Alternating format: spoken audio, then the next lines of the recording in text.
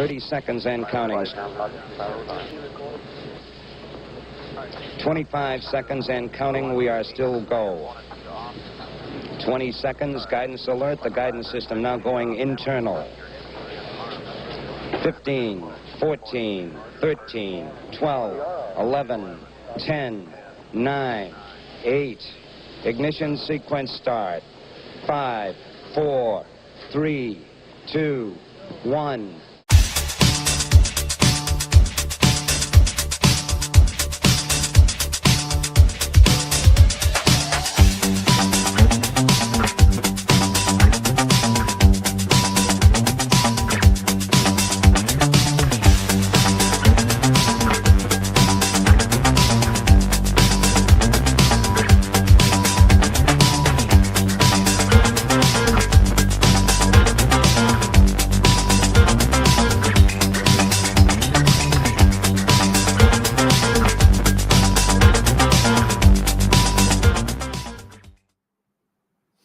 Good afternoon to our viewers on the European continent anyway, and good morning to just about everybody else, except for maybe good, very late evening to viewers in the Pacific Rim. Welcome to the Angry Astronaut. So yeah, here we are, Flight 5.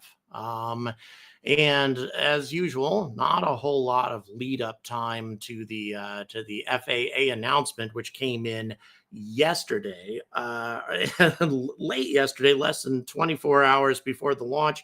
And BJ Tiron jumps in immediately with a super chat. Thank you so much. Really appreciate it, because I'm here in Milan, about to experience some incredible stuff when we're talking about technology, space technology, interviewing some of the leaders in the space industry. I've already been approached on email from some of these folks who want to schedule interviews already. They appear to be aware of the fact that I'm here, and they're also aware of the fact that apparently there aren't a lot of influencers, at least space-focused influencers, who are here to do all of this. So pretty neat stuff. If you hear some noise in the background, that's because I've got the window open here in my hotel in Milan, and this is an interesting city, a very modern one. Man, that's an interesting siren. I don't know if you can hear that, but that's a different siren than any I've ever heard before. Anton, thank you so much. Really appreciate your support and everyone's support today in tuning in. Boy, we have a big crowd already, a very big crowd. Where's everybody checking in from? I forgot to ask that question. Maybe we got South Australia, we have Chile, and we have Houston, another Australia, I believe. Thanks very much for checking in, everybody. Hello, Captain Quinn. What else do we have here? Yes, the FAA license was issued less than 24 hours ago on a Saturday evening. Let's see, what do we got here? Also, hello, Supax. Thanks for joining us. We have Sweden, Hungary, UK, Hatfield, Lisburn. Thank you very much for checking in. We also have Tampa, Roswell, and New York, Bristol, UK. We have the upstate New York checking in. What's it? North Carolina. Hope you're doing well there. Mississippi, California. Let's see, Lehigh Valley, Pennsylvania, Bangkok, Thailand. Thanks for checking in today. Hello, Mercia. Thank you very much for being here. Honolulu, Hawaii. Pretty early in the morning for you, I believe. Hello, Louisiana. Hello, Birmingham, UK. We also have Scotland checking in. Hello, London. Thank you very much for watching today. Of course, we have our awesome producer in Yorkshire. Hello, Tasmania. Wow. Way on the other side of the planet. Thanks very much for checking in. Yes, Ellie is indeed in Rome, or no, Ellie is actually in Paris today. That's where she's broadcasting from. Wexford, Ireland, Newcastle upon Tyne, Derby in the UK, South Africa.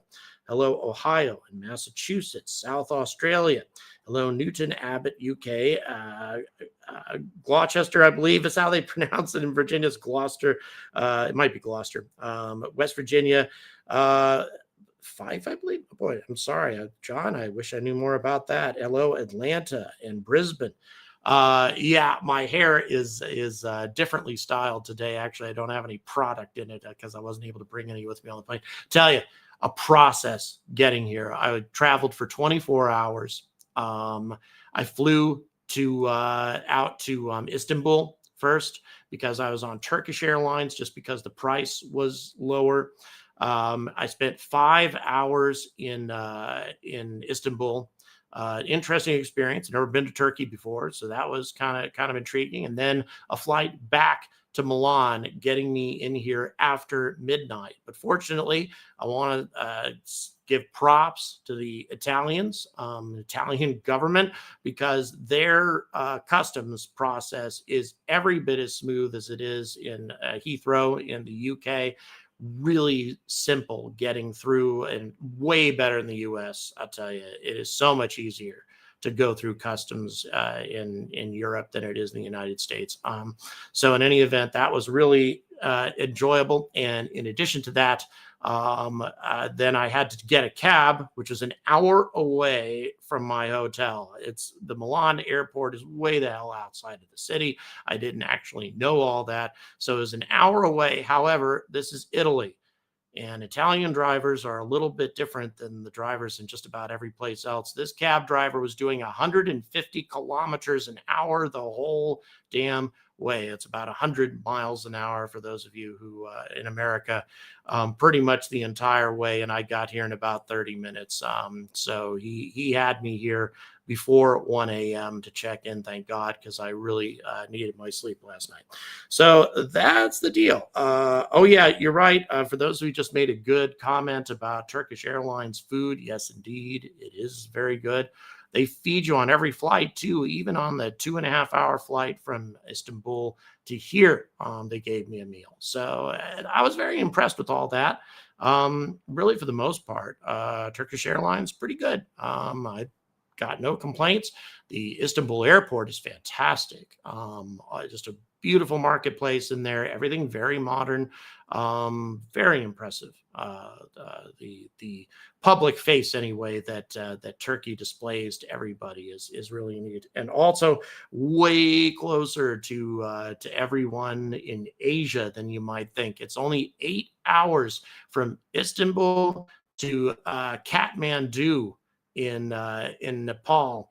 So it's actually closer from Istanbul to Nepal than it is from Istanbul to the east coast of the United States, which I didn't know. I talked to a young Nepalese lady who was going home to Kathmandu for a couple of years. So that was all very interesting experience.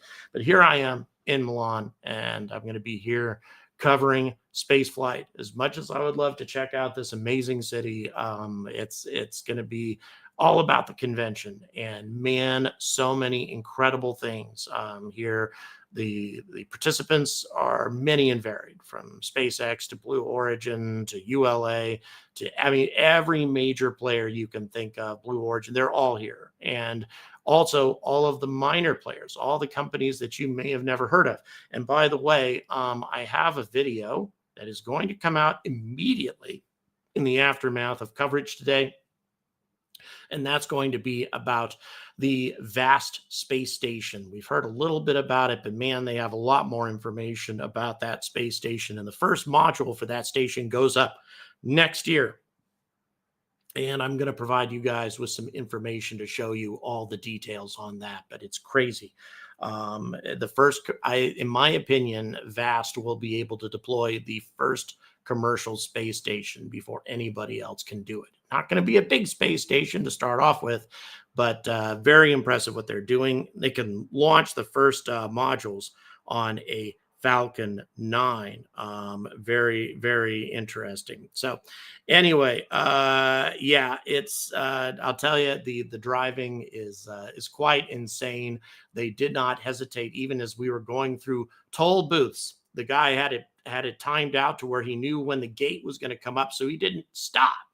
Kept going. We would have hit that gate at 30 or 40 kilometers an hour if it hadn't opened in time. But I'll tell you, cab drivers here, interesting.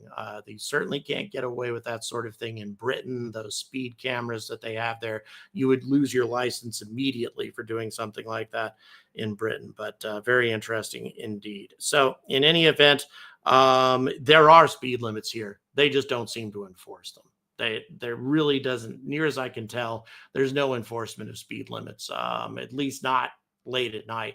And also, Italian police are more likely to give you a ticket for driving too slow than they are to giving you a ticket for driving too fast. If you're in the fast lane or whatever, driving too slow, they will bust you for that. But driving fast doesn't seem to be much of an issue. I was also warned Switzerland is only about an hour away. And the Italians I've met here have told me if you end up in Switzerland, don't think you can go fast there. They'll bust you immediately.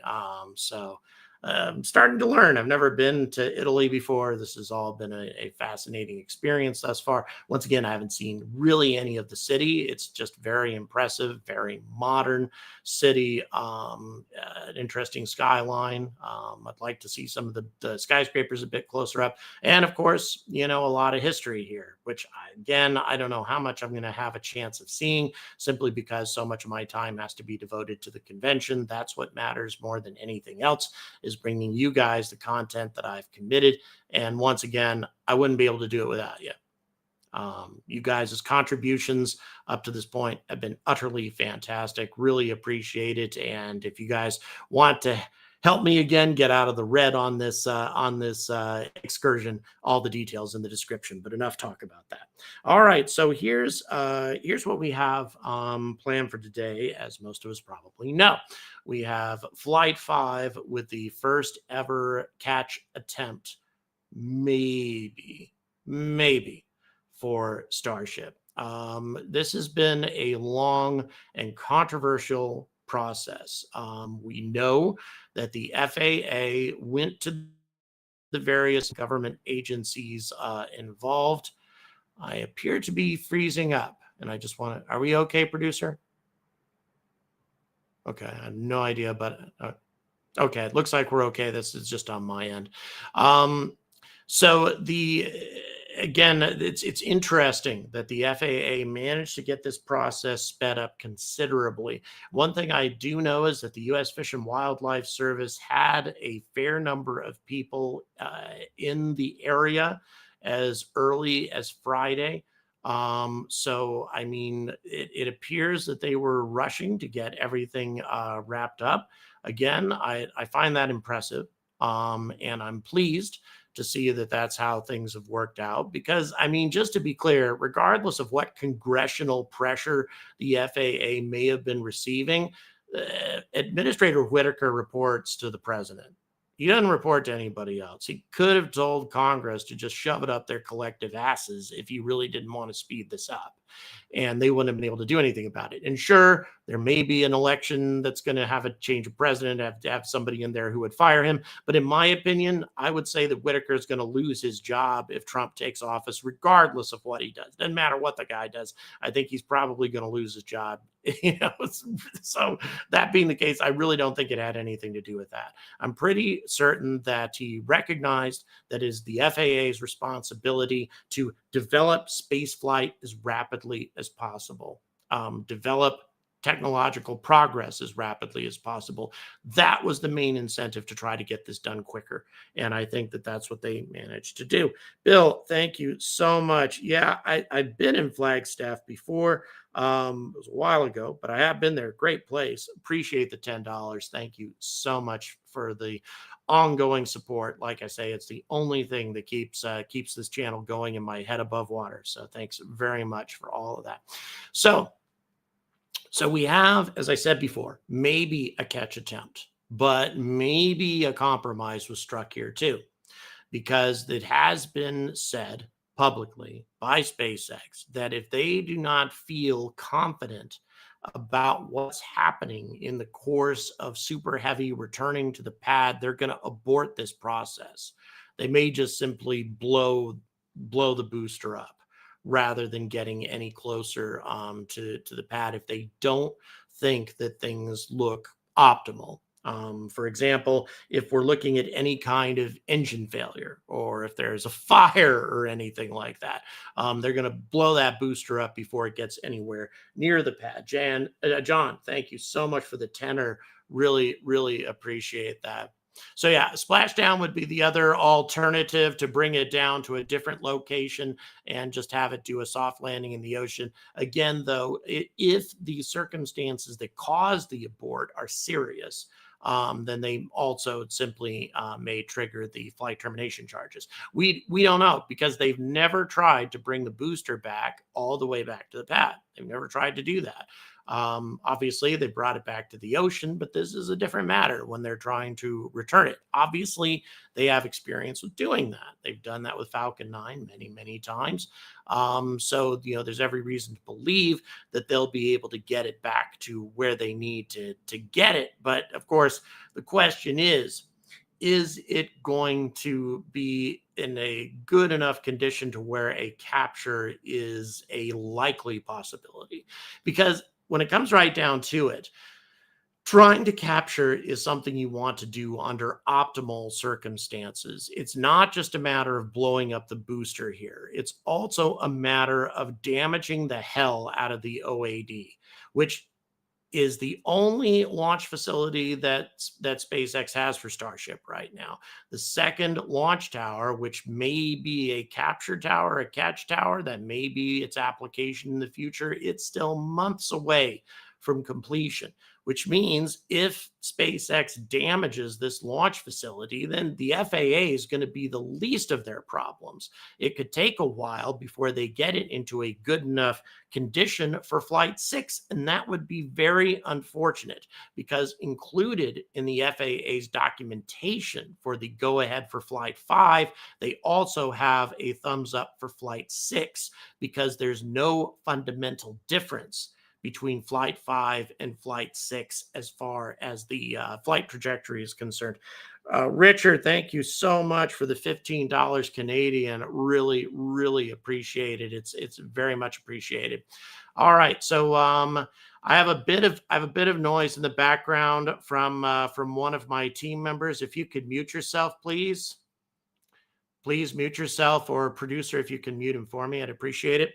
Okay, so that's something you guys aren't hearing. It's just something that I'm hearing currently.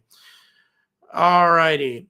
So all that being the case, let's go ahead and see if we have any questions here. American Congress has a spending power. NASA judged by appropriations. Well, very true. But again, the FAA is not the same as NASA. And that also could be where a lot of this is coming from, is NASA encouraging the FAA to speed up the process because, for better or worse, NASA has made the decision to use Lunar Starship rather, as the primary HLS solution for Artemis. Really the only practical solution for the HLS, because Blue Origin, in my opinion, stupidly was selected as the second HLS provider, which means that we have no competition really at all in this process. It's going to take Blue Origin forever to get their HLS system ready to go, certainly not before Artemis 5. So if there's a problem with Lunar Starship, we have no other options to land on the moon right now. Whereas if they, and I've said this a million times, if they had gone with the Dynetics solution, then they could very well have had an alternative, because Dynetics had made huge progress towards having their HLS ready to go before that decision was made. But unfortunately, Blue Origin got that contract. And so now NASA is depending exclusively on Lunar Starship. Paul, thank you so much for the $8 Australian. Really, really appreciate that. So I'm pretty certain that we've had a lot of pressure from NASA. And of course, we have a lot of crossovers in terms of employees, in terms of professional relationships between the FAA and NASA officials. So I would say there's a good chance that that's another reason why the process got sped up considerably. John, thank you so much for the $20 Australian. The payload capacity is so wrong. Are we talking about Starship? If you could clarify that for me. Well, first of all, let me go ahead and tell you, if this is indeed a question about the payload for Starship, I'm not sure if that was getting it wrong, or if this is maybe roughly where we should be at this point. Because keep in mind that Starship currently, and the payload that it's currently taking to orbit, is being powered by some of the early Raptor engines, the Raptor 1s and now Raptor 2s, whereas Raptor 3, as near as we can tell anyway, is supposed to be the more mature version of Raptor, and something that will deliver Starship's theoretical capabilities of 100 metric tons or maybe a little bit more up to orbit. So we're hoping that that creates a solution. If the question is Dynetics, because Dynetics, there was some payload issues with their first proposal. That was something that was rectified actually very quickly. They had and their first contract, their first proposal had to be submitted within a certain time frame with an estimated delivery date of 2024. I mean, it was ridiculous how fast the original Artemis contracts had to be delivered. So there were miscalculations made at that point, and that's why they got the payload wrong. It was corrected within a month or so after it was submitted. So Dynetics never really had a payload problem with Alpaca. And by the time the second proposal came around for the sustainable lunar lander, which Blue Origin won, all of that had been rectified, and yet Dynetics still lost.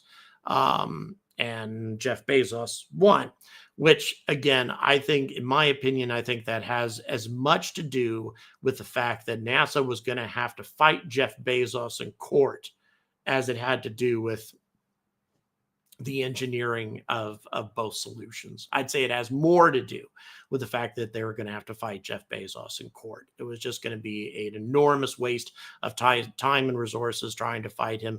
Look like a viable option. What he proposed, Blue Moon, is certainly something that will work, I think, in the long run.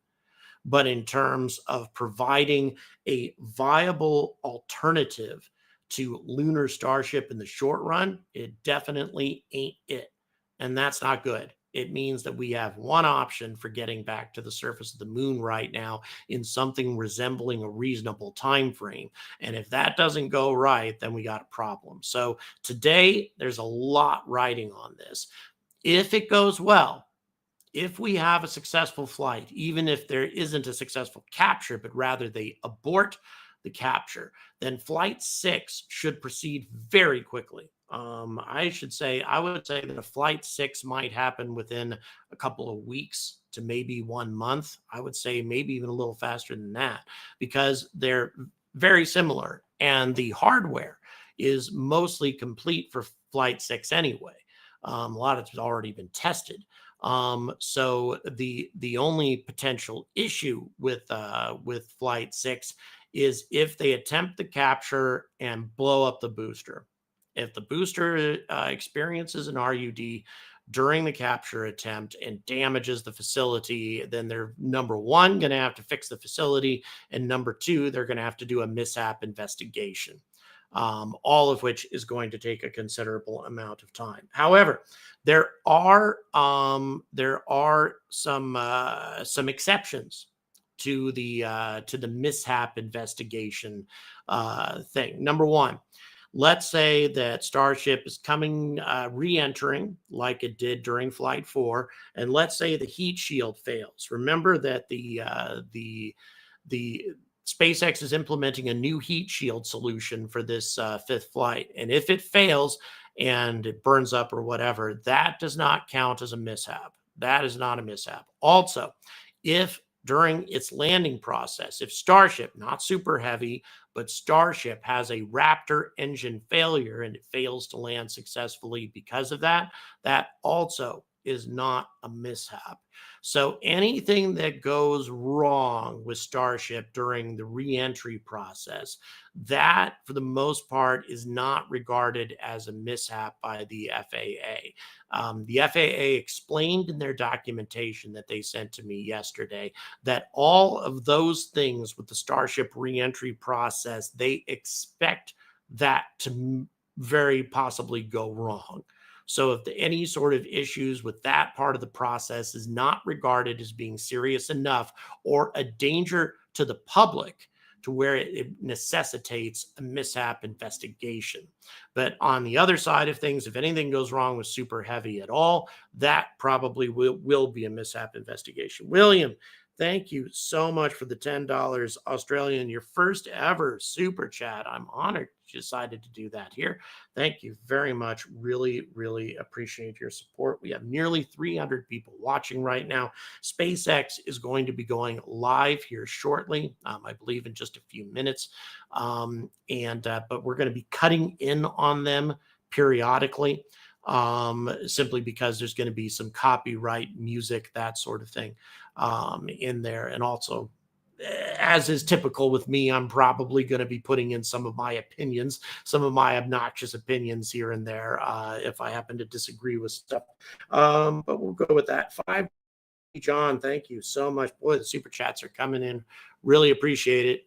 Makes a huge difference to what I'm trying to do here in Milan for this extremely important convention being held. Last year, I didn't go because it was being held in Baku, Azerbaijan. I have some very strong personal feelings, ethical feelings about the things that Azerbaijan was doing to the Armenian people at the time. I thought that it was wrong to have such an important aerospace convention being held in a country that was committing essentially genocide against the Armenian people. So I had an issue with that. So I didn't go to that one. But fortunately, now we've got it in Milan, and that's why I'm here. And again, this is the first time ever that I have been approved with media credentials entirely on my own reputation, rather than with help from Sierra Space. That's how I got to go 2 years ago. This time didn't get that, so I'm super impressed indeed. SpaceX expects to rebuild the facility, repair it, destroy it, remove the launch tower, capture arms, install the new iteration of the system. That could be. If they end up doing that, though, it is going to delay the process for the next flight. I'd really like to see a Flight 5 and Flight 6. And maybe this is what's going on. This just occurred to me. Flight 5 could be sort of the dry run, the trial run for a capture attempt. Let's go ahead and line things up. Let's check the reentry trajectory, that sort of thing. Just see if we can make everything look as good as possible, and then abort it. And then Flight 6, let's really go ahead with the full process. That could be what's going on here, especially given how, given the fact that the FAA has given an approval for Flight 5 and Flight 6 together. Since they already have those approvals, I think it would be kind of a bummer if they were to squander that opportunity by damaging their launch facility and creating a mishap investigation. Might be an interesting thing to go ahead and like I say, do a dry run on Flight 5, then take a real shot at the capture on Flight 6. But again, who knows? We'll see how all of that goes. All righty, let's see. Yeah, and that is a good point that Mike just made. We do have alternative launch windows for Flight 5 over the course of the next couple of days. However, SpaceX has demonstrated that they seem to be very good at getting this launch process taken care of right the first time. We've been definitely getting a lot of good results on that. SpaceX is slowly starting to master this process of Starship operations. Again, very impressive that they're doing this early in the process. So again, super impressive progress from SpaceX. Just the drawback is the amount that we still have to go. There's a lot that still has to be done before Starship is going to become lunar Starship, capable of putting human beings on the lunar surface again. Bear with me for a moment. Oh, that's good stuff. That's one of the features of this hotel is some boxed water. provided with the room. So in any event, I've been enjoying that since I got here. By the way, I'm at the Courtyard by Marriott. It's a brand new hotel, just opened in July. Got here for an incredibly good price just because of my Bonvoy membership and all that. But I've been super impressed with this hotel and the service here and all that. So definitely a big shout out to the Marriott brand and to the Bonvoy service. Very good indeed. Thank you very much, John. Really appreciate your support, your 5th ever super chat. Have you ever heard about the Starship program moving to Cape Canaveral? Elon said, yes, they would. Let me go ahead and tell you what's going on with that. As we all know, they have a launch tower there, but with next to 39A. But the problem with it is NASA never really wanted it there. It's entirely too close to their other facilities. And given that Starship is such a huge mega rocket and has the potential for causing so much damage in the event of an RUD, they are moving their facilities over to where one of ULA's facilities used to be. SpaceX has purchased that. So now, very probably, and a matter of fact, they're already in the process of doing that. When I went out to the Cape, they were already starting to do this. That launch tower is being dismantled. A lot of its equipment is already gone. Has already been sent. Some of it's been sent out to Boca Chica. And very probably the launch tower that we have seen in close proximity to 39A will be completely dismantled and reassembled much further away from the rest of the launch facilities at the Cape, where it is far less likely to do any damage. At least everybody I spoke to out there says that NASA is not going to be comfortable with Starship until they have those kinds of facilities at a considerable distance from other sensitive launch facilities there. And again, for good reason. Not only is it close to 39A, it's also close to the SLS Artemis facilities too. The old but the new location much further away, again where ULA used to launch some of their rockets from. LA is going to have a dedicated facility only for Vulcan Centaur, because that is essentially their sole remaining flagship rocket. And it's very possible that they may do an upgrade similar to the Delta Heavy with a triple core Vulcan design that's already been spoken about extensively by Tori Bruno. So we may have a Vulcan Centaur Heavy version with a triple core. That could be pretty cool. But once again, SpaceX taking over those facilities. Never understood why they built Starship Towers, says BJ Turan, so close to existing Falcon 9 pad. Made no sense to me. No sense to me either. And again, I even asked, why did NASA even allow it? The impression I got is that they just started throwing it up without even asking anybody's permission or input. It's something that's typical with Elon. Elon will just, start doing stuff. And hope for the best. And if things don't work out, then come up with a new way of doing things. It's just again, part of the SpaceX development process. Just move forward as rapidly as possible, and then things going from there. Producer, what's our situation with SpaceX's feed? Okay, right now, SpaceX feed should be going live in about 3 minutes. And my understanding is that they're supposed to go live about 35 minutes prior to liftoff. So very, very excited. Obviously, we have nearly 300 people watching, by the way. Really appreciate you guys checking in. Please don't forget to like and subscribe, folks. Very important, obviously, regardless. And I really appreciate everybody watching today. It makes a big difference indeed. And don't forget, I have an episode coming up after coverage today about the vast space station, VAST. You probably heard about it, but there's a lot more developments that have taken place with that space station that hasn't gotten enough media attention, in my opinion, including what looks like is going to be the first module of station going up next year, and not depending on new rockets to make that happen. Instead, they're going to use a Falcon 9 to launch that first module. And once again, this is a human rated space station. So very, very exciting indeed. Oh, thanks very much. I appreciate it. Is it Vicky Berry? Thank you very much. Really appreciate it. I can't, my eyes are terrible for reading. I need reading glasses, I suppose, but, or bifocals, something along those lines. One of a number of investments I suppose I need to make. By the way, for those of you who have been supporting development of new equipment on the channel, I did get a new microphone, more of a handheld one, not the one I'm using right now, my Yeti, but handheld for interviews, that sort of thing. Really good. As a matter of fact, if you've been watching those lately, I've actually been using that same microphone for my audio. I haven't used my Yeti for several episodes. I'd be interested to see what you guys think about the quality of the audio. I've noticed that there isn't as much popping or more pop effects that you get that I got with the Yeti on this microphone.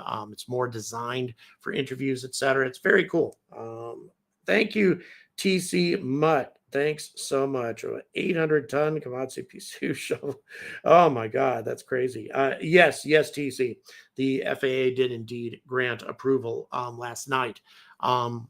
Thanks very much for the support, by the way. Really appreciate it. Yeah, again, less than 24 hours away from launch time, but given that SpaceX was announcing essentially that they were going to be going forward on Sunday pending regulatory approval, in my opinion, they've known for a long time, for days, if not a week or 2 weeks, that the approval was coming. That it's clear that they knew what they were doing, and that this isn't just some sort of coincidence that the thumbs up came from the FAA yesterday. Pretty clear that the FAA had been pushing to rush the process. As a matter of fact, we have documentation to prove that the FAA were encouraging an expedited process with the environmental agencies concerned to try to get a launch in October instead of late November, as we were told a number of times. And that's what happened.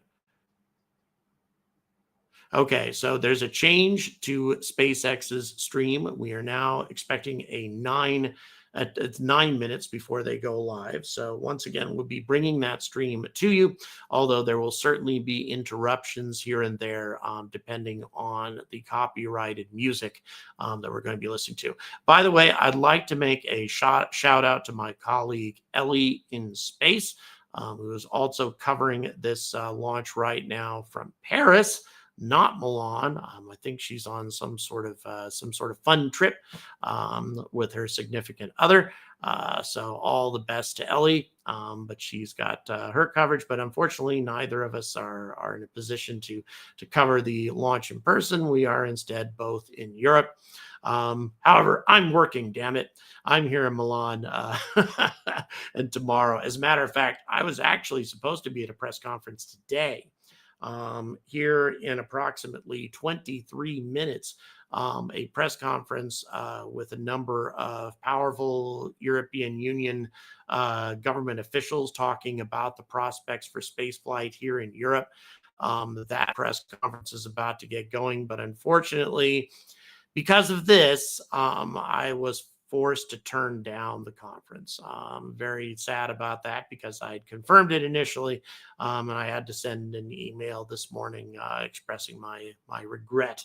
And I have a feeling that there's probably another number of other journalists in the spaceflight industry who are going to have to do the same damn thing because of today's launch. But at the same time, that's just the way things are. Space is an unpredictable industry, especially if you're talking about an organization like SpaceX. So here we go. A few minutes again before they go live. Oh dear, we have somebody trying to grab me. Oh, hi from Brisbane. Hello. Yes, everything go from what we're getting from SpaceX right now, and I'd love to come to Brisbane someday. That is the hometown of a band called Men at Work. For those of us who are familiar with the music of the '80s, a big institution, obviously in Australia. That band, and they're from Brisbane. So yeah, just love to go there because I understand that the music industry and the culture there is an interesting place. So I'd love to check that out. Oh, we got here. Okay. Sorry. The drinking and eating. Barbie hoping to see history. Yes, indeed. Once again, to clarify, the catch may or may not happen today. SpaceX has stated a couple of times now that if they're not feeling really optimistic and about the condition of the booster, it is possible that they are going to either just do another if they abort, they'll just do another landing in the ocean, or they may have to blow the booster up, depending on the circumstances. It is critical that if a catch attempt is made, they want to try to maximize the possibility of it going smoothly, because they have a thumbs up for Flight 6 as well, and which the FAA has already given that approval. So they would squander that approval if they blow the booster up, trigger a mishap investigation, and also damage their only launch facility. So I think it's possible, once again, we will see, but I think it's possible that today we might have and sort of a dry run of the catch attempt, but not an actual catch. A catch attempt, they might abort it, but we'll see. And then they might go for the full-fledged thing on Flight 6. But again, I'm not very good at reading Elon's mind, so who knows what the hell's really going to happen. But whatever happens, it's going to be exciting. The launch of the largest rocket in human history is always a super exciting prospect, and I can't wait to see what's going to happen today. We are, of course, hoping that SpaceX makes an enormous step forward if we can have another successful flight, and especially if they get the catch attempt right on the first time, which, again, doesn't seem like the most likely thing in the world, but who knows? Maybe they will pull it off. If they do indeed do that, that's a big, big, big jump in the right direction, because that suggests that the booster can be reused. As a matter of fact, if they do successfully catch that booster, I strongly recommend, or I feel that they should go ahead and try to reuse it right off the bat. Give it a few weeks to check it out, but then try to reuse it. They definitely should do that. John, thank you so much for the $20 Australian. How long to Flight 6 do you think it would be if there's RUD at the launch tower? A couple months, probably. Between the damage to the launch facility and the mishap investigation. Because keep in mind, an RUD at the launch facility, that's a big explosion in close proximity to human civilian observers. It's less than 10 kilometers away from South Padre Island, where there's tons of hotels, tons of spectators, etc. If they have an RUD that causes that nasty of an explosion, damages the launch facility, etc., I would say that the FAA is going to demand a pretty in-depth investigation on that to try to keep it from happening again. And then also damage to the OAD is going to be significant as well. So, I'm sorry, the orbital launch mount. So all of that is I'd say 1 to 2 months minimum. But if they do it right, or if they just simply abort it without going for the catch and then try for the catch on Flight 6, I think you could go for another flight in a couple of weeks, maybe even less. It all depends, because a lot of that equipment has already been fully tested. If there's no mishap to investigate, I see no reason why SpaceX wouldn't push ahead with another flight very, very quickly. Because again, the FAA is not that will not require any sort of mishap investigation as long as nothing goes wrong with the booster. If something goes wrong with Starship while it's re-entering, as long as it doesn't splash down in some place outside of the projected re-entry path, which I'm pretty certain is not going to happen, then that is not a mishap. If the heat shield fails on Starship as it's re-entering, that's not a mishap. If the Raptor engines fail to fire while they're trying to carry out a landing, that is not a mishap. So sorts of things that can go wrong with this flight and still won't really delay another flight attempt. So all that very exciting. But of course, what will definitely generate a mishap report is if we have any problems with the booster. Yeah, over about 350 people watching. Please don't forget to like and subscribe. And again, I want to thank everybody who's been throwing out the super chats and supporting me on Patreon and PayPal. Makes all the difference in the world to the fact that I'm able to do special things like what I'm doing right now, which is covering this amazing convention here in Milan. I'm going to be bringing you guys some really spectacular information, a lot of content. And as far as I know, there aren't a lot of other content creators who are here. The vast majority of the content creators are out at Boca Chica, with the exception of Ellie in space, who's in Paris, but she is not here to cover a convention. So I may be one of the few content creators who are here for this convention. And again, the biggest aerospace convention in the world. And I've already received emails from some of the attendees who have asked me for interviews. So I think I'm going to be very busy indeed. Can't wait. Can't wait. The launch should be in the daylight. So we'll see how. But yeah, given the time frame and central time, it should be a daylight launch, as have most of these been.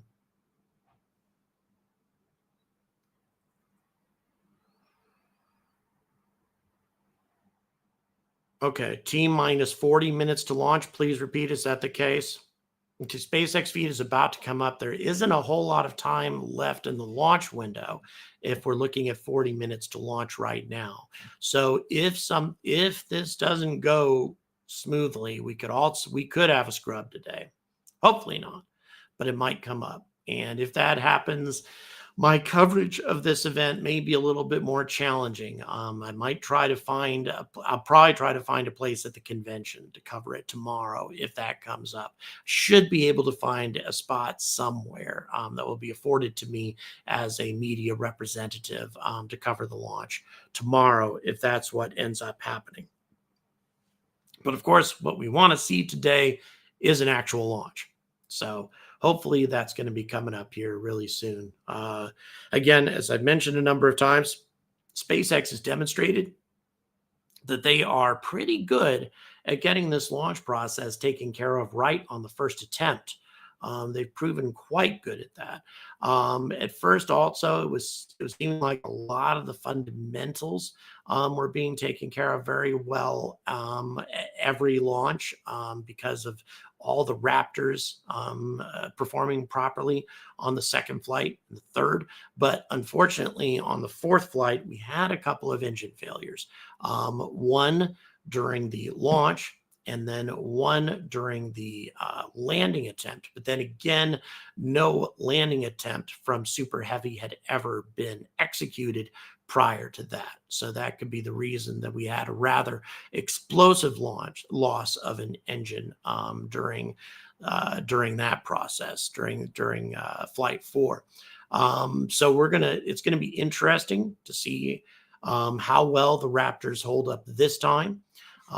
Very excited to see how all of that goes. But up to this point, the progress that SpaceX has made, given the number of launches that they've had an opportunity to conduct, has been very impressive indeed. The problem is, of course, is that we've only had 5 launches, or 4 actually, 5th one coming up, since April of 2023. That's not the kind of launch cadence that we need in order to get this rocket operational and to make lunar Starship a realistic possibility within the next few years.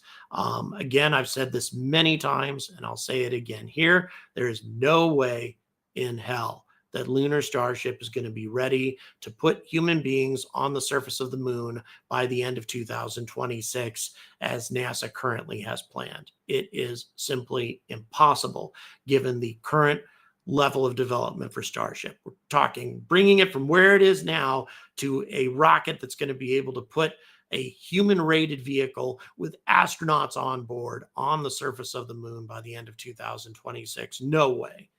Maybe an uncrewed one, maybe if they make huge progress on the refueling process. But in any event, I don't see that happening. I find it highly unlikely. But nevertheless, if we have a very successful flight today, that's a big, big leap forward, which is what we need right now. It's definitely, for those of us who are excited about returning to the moon anyway, that's definitely what we need. Or going to Mars for that matter. Not going to be able to go to Mars without getting the launch cadence up, without getting launch after launch after launch, without mishaps, without RUDs, because you need lots of those kinds of launches to do refuelings. We're talking 10 minimum in order to be able to get Starship either to the surface of the moon or to the surface of Mars. It requires a lot of those, and you're not going to be able to carry out that many refueling missions and still have enough fuel left on board to get the mission done, unless you have a high launch cadence. So that is absolutely what we're hoping to have. 7:25 a.m. Central Time is the current targeted launch, according to Mike's, who, by the way, is on my team. 8:25 Eastern, roughly 2:25 here in Milan, 1:25, I believe, in the United Kingdom. And I'm not sure about everybody else in the world. Okay, SpaceX has not adjusted their time as to when they're supposed to be lifting off, when they say they're going to be going live, but unfortunately, their feed is not yet live, which is interesting. So let's hope that that this doesn't mean something bad, but we are looking at only 35 minutes or so from liftoff, and the fact that that SpaceX has not gone live with their coverage yet is interesting. Let's just hope that that nothing goes wrong with this process. But then again, this is space. It is difficult. Definitely better to call a scrub than to risk an RUD on the pad or some other cataclysm like that. We have, up to this point, thank God, not seen anything like that yet. Flight 1 is where something like that definitely could have happened, given the amount of punishment that Starship took from all that debris as it was lifting off. But thank God it didn't explode. I think that might have put a real wrench into the entire development program. That would have been a violent explosion. But fortunately, that hasn't happened. And of course, we want to make sure that something like that doesn't happen anytime in the future. A pad RUD would be cataclysmic. Again, to catch you up if you're just joining us, Flight 5 of Starship, SpaceX has not yet gone live, even though they were scheduled to go live right now, but they have not done so, which is kind of interesting. They pushed out the launch window a little bit, or rather their launch time. Currently, they are approximately... Okay, now they're pushing. We're going to go ahead, as soon as the copyrighted music is done, we're going to go ahead and bring the SpaceX feed to you. Looks like this is going forward, folks. So we're just waiting for the copyright music to complete, and then we will bring you SpaceX's coverage of this momentous event. Yep, I can still hear it. I can still hear their copyrighted music going. So we are just waiting for all that to get wrapped up before we'll bring them live. So, okay. Right now, SpaceX is still on a splash screen, even though they've gone live. They have not started to cover it. And of course, we can't bring that to you because we have copyrighted music on it. Can we mute it, producer, and just bring the splash screen up? Yeah, let's do that. We're going to go ahead and bring their splash screen up so you guys are aware of what's going on anyway. And right, of course, we can't bring you anything else. The music is copyrighted. Oh, here we go. All right. So obviously we are having to mute all of this because it's got music, etc. But it looks like things are going forward as planned. Starship Flight 5 coming up, guys. Okay. Right now, got some what sounds like dubstep to me. Got a looks like we got dubstep music coming in from SpaceX right now. Oh, and then of course they've got their Cybertrucks out there, etc. So we're waiting for them to actually start their coverage, wrapping up their music now. So here we go. SpaceX coverage for Flight 5. Let's hope everything goes smoothly. I am really intrigued to see what actually happens with this, what they actually are going to do, what they actually have in mind. If we're going to get a catch today, or if they're going to do something a little differently, only SpaceX knows what they're up to. Thank you so much, Titan 4, Pad Rat. Really appreciate your support. And hello back to you, to Florida's Space Coast. Still waiting. Okay, here we go. Starship is targeting liftoff in just 30 minutes and 18 seconds from now at 7:25 a.m. Central Time. As you can see, right now it is a beautiful day in South Texas for the 5th flight test of Starship. Good morning, Star people. I'm Kate Producer, do we have their audio?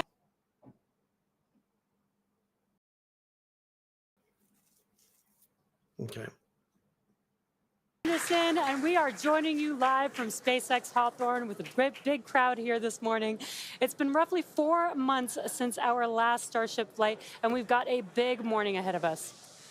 Flight 5, has a few primary objectives and one big first. We may be attempting to catch the Super Heavy booster. The teams at Starbase have been hard at work around the clock upgrading hardware across the entire tower with focus on the chopsticks, the 2 mechanical arms that will reach out and catch the returning booster. We're only going to attempt the catch if everything on the booster and tower checks out after launch, but either way, excitement is definitely guaranteed. Definitely. Today's Starship features a completely reworked heat shield with stronger tiles and a secondary layer, which is an extra layer of protection for the ship that will protect from any of the missing, that will help protect if there's any missing or damaged tiles. Now, not only did we replace the entire heat shield with our newest generation of stronger tiles for today's flight, we'll also be flying a handful of aluminum tiles that are there to help the team understand the thermodynamic environment during reentry. If you were with us for Flight 4, you'll know how hard those heat shield tiles worked during the ship's reentry. Did they ever? As you can see there, they worked incredibly hard. This big heat shield rework that we're talking about promises to increase the likelihood of Starship being better protected during controlled reentry as it heads towards its flip maneuver and landing burn for a soft splashdown on target in the Indian Ocean, just like we did in Flight 4. And we'll have to wait and see. Keep your fingers crossed, but we may have some new views in store for you today as well.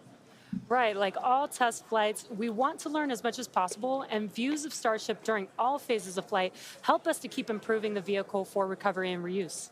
Now, thinking forward to when Starship is flying regularly, it will take the heaviest payloads to space, land humans on the moon again after more than half a century, and ultimately fly people further into space than ever before. And getting there will require us to rapidly iterate and fly often, which is why we're working so hard to scale operations at Starbase.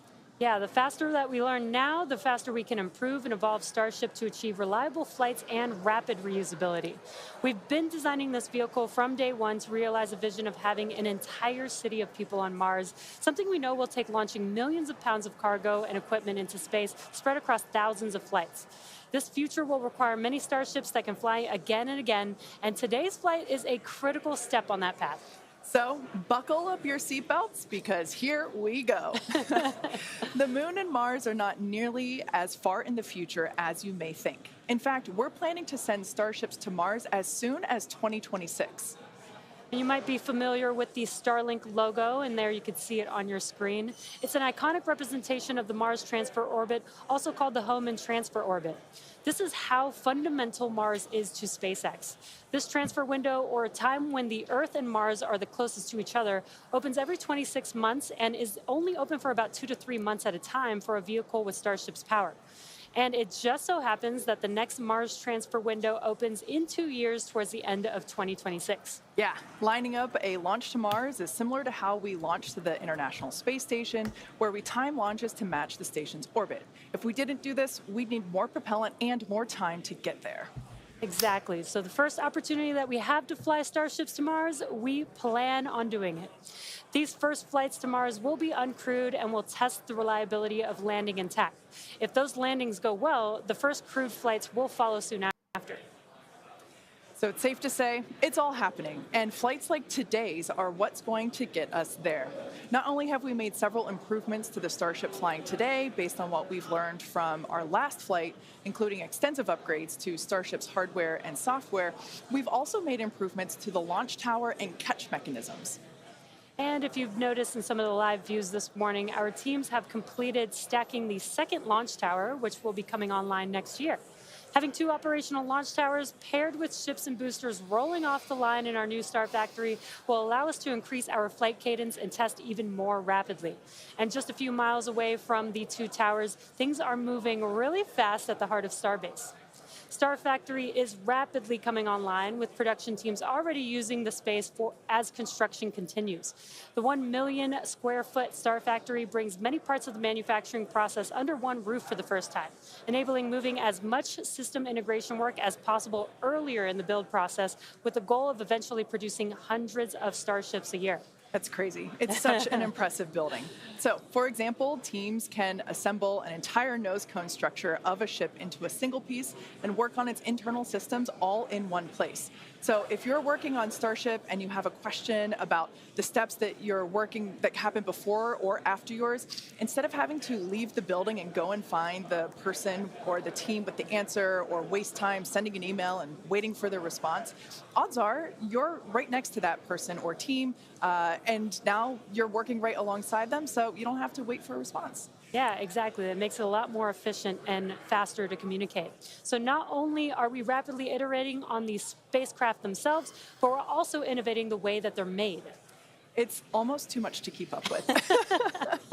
We're also posting updates on our account on X. If you can't keep up, that'll help you. So if you don't already, make sure that you follow us at SpaceX on X.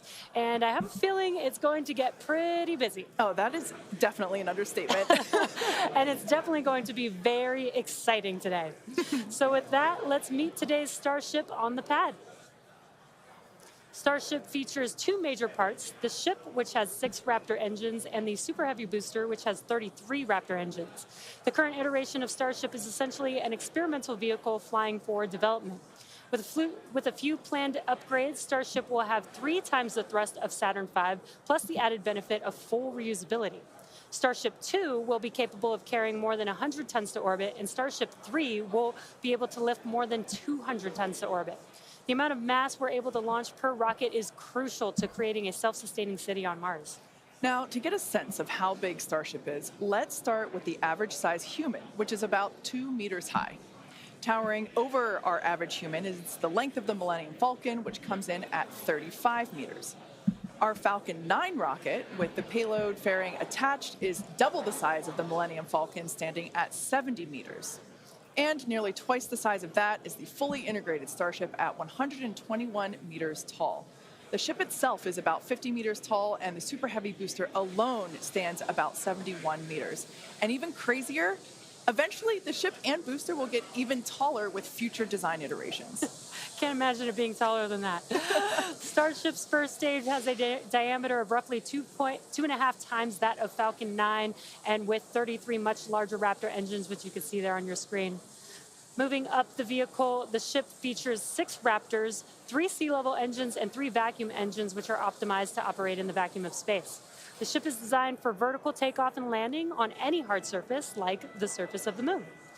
The ship is also outfitted with 4 flaps to help aerodynamically control the vehicle's attitude during atmospheric flight and enable a precision landing. To reach full reusability, ship must survive entry not just once, but over and over again. It took the teams at SpaceX about 3 years to develop the heat shield on Starship, and development for improvements is still ongoing. The ship's heat shield is composed of 18,000 hexagonal ceramic tiles designed to insulate the vehicle during atmospheric entry, where temperatures can be as high as 2,600 degrees Fahrenheit. And naturally, the tiles are designed for rapid reuse with no refurbishment between flights. As we mentioned earlier, today's Starship features a completely reworked heat shield with stronger tiles and a secondary protective layer. This promises to increase our chances of Starship making it through a controlled re-entry and hopefully a little more intact this time around. And in between our first and second stages is our hot stage, which we last saw in action on flights 2, 3, and 4. Speaking of, let's take a trip back in time and talk about that last flight. On June 6th, Starship successfully lifted off at 7:50 a.m. Central Time from Starbase, Texas, cleared the launch tower, and went on to accomplish several major milestones and firsts. As you can see there, Super Heavy booster lifted off successfully and completed a full duration ascent burn. I love the view of the sound waves there. Following separation, Super Heavy booster successfully completed its flip maneuver, boost back burn as well to send it toward the splashdown zone, and it also jettisoned the hot stage adapter, as you can see there. We don't have to jettison that adapter in future iterations because it'll be a different design. Now, as you can see here, the booster is returning back to Earth using those hypersonic grid fins to steer it towards a precise landing in the Gulf of Mexico. The footage that we have coming Please up show here, us the there it whole is from thing. the buoy. Please I still show us the remember whole seeing thing. this on X for the first time, and it was so incredible to see that booster coming down, ending its flight with a soft splashdown 7 minutes and 24 seconds into the flight, and the crowd went wild. And so did we. Starship's 6 second stage Raptor engine successfully powered the vehicle to space and placed it on a trajectory that would re-enter less than 1 orbit later over the Indian Ocean. And following a coast phase in space, Starship re-entered the Earth's atmosphere, successfully making it through the phases of peak heating and max aerodynamic pressure, and demonstrating the ability to control the vehicle using its flaps while descending through the atmosphere at hypersonic speeds. And of course, Starlink on Starship once again enabled real-time telemetry and live high-definition video throughout every phase of entry, with external cameras providing views all the way to the flight's conclusion. Flight 4 ended with Starship, with, again, the crowd going bonkers, with Starship igniting its 3 center Raptor engines and executing the first flip maneuver and landing burn that we had seen since our high-altitude campaign. And that was followed by a soft splashdown of the ship in the Indian Ocean 1 hour and 6 minutes later. And we were all glued to the monitors, watching the little flap that could the whole way down. Seeing the landing burn and splashdown was an incredible moment for the entire SpaceX team, and we'll be looking out for many more of these incredible moments today. All right, so while today's mission profile is similar to Flight 4, we got a couple new test objectives, including catching the booster back at the launch tower. In about 18 minutes from now, Super Heavy will ignite its 33 Raptor engines and lift off from Starbase. A little more than 2.5 minutes into flight, the Super Heavy booster will separate from the ship in a hot stage separation. After that separation, the booster will perform a flip maneuver followed by a boost back burn. And about 2 seconds after that burn ends, we'll jettison the booster's hot stage. As it heads back towards the ground, the booster will either attempt a landing, landing burn, but then will either return to the tower or splashing down in the Gulf of Mexico. Meanwhile, the ship's engines will remain lit for just under 6 minutes during its ascent phase before shutting down for the coast. The ship will coast for about 40 minutes or so, reaching a peak altitude of about 213 kilometers. After that coast phase, the ship will be attempting a controlled re-entry, including a flip maneuver and landing burn, like we saw on Flight 4, just before splashing down in the Indian Ocean. Now, we say attempting because, again, this is just a test and nothing is guaranteed. Except excitement. Well, of course there is that. Now, both the booster and ship have to contend with some extreme conditions on re-entry, which is where those heat shield tiles will be put to the test. For this flight test, we do not expect to recover any hardware from the ship. With the exception of Falcon, this is no different than what happens to most rockets flying today that are expended, meaning that they fall into the ocean after completing their mission. Eventually, we will return and reuse Super Heavy boosters and Starships as we do today with Falcon 9 and Falcon Heavy boosters. And in fact, we've landed Falcon boosters 352 times to date. Oh, man, I hear you say that number, and that is just wild. I still remember the night, or at least most of the night, that that Falcon landed for the first time, and it still feels like yesterday. Yeah, definitely one of my favorite moments at SpaceX.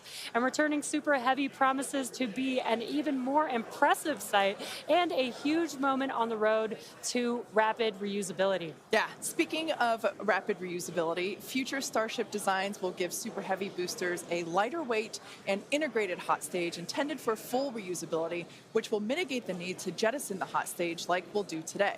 Similarly, even though ship recovery is not expected, the telemetry and data we receive all the way to the end is what we're what we're looking for, and is what will get us to a rapidly reusable Starship of the future. Yeah, exactly. In other words, just like previous Starship flights, the payload for this mission is the data. All right. Now that we have a handle on today's flight test, let's check in with Dan, who is right in the middle of the action. He's just a few kilometers from Starship on the pad. How's it going, Dan? It's going great, Jesse. Welcome back to Starbase, everybody. It's been far too long. Little change of scenery this time. Right behind me is the Launch Control Center, where our flight controllers are counting down to our liftoff at 7:25 a.m. Central. We are a little bit later in our window. The main reason is we're working to clear out the range. Have not been tracking any technical issues so far to preclude that launch. So 7:25 a.m. Central, 12:25 UTC is what we're marching down to. As you can see, we're actively loading propellants on board Super Heavy and Starship. Liquid methane for your fuel, liquid oxygen for the oxidizer. Prop load on the ship started at about T-minus 49 minutes, booster at T-minus 40 minutes. We're going to keep loading propellants on those vehicles right down to the wire. Ship will close out at about 3 minutes and 20 seconds before T0, and then booster just about 30 seconds later. Now, with our startup sequence, it's going to look very similar to what you saw on Flight 4.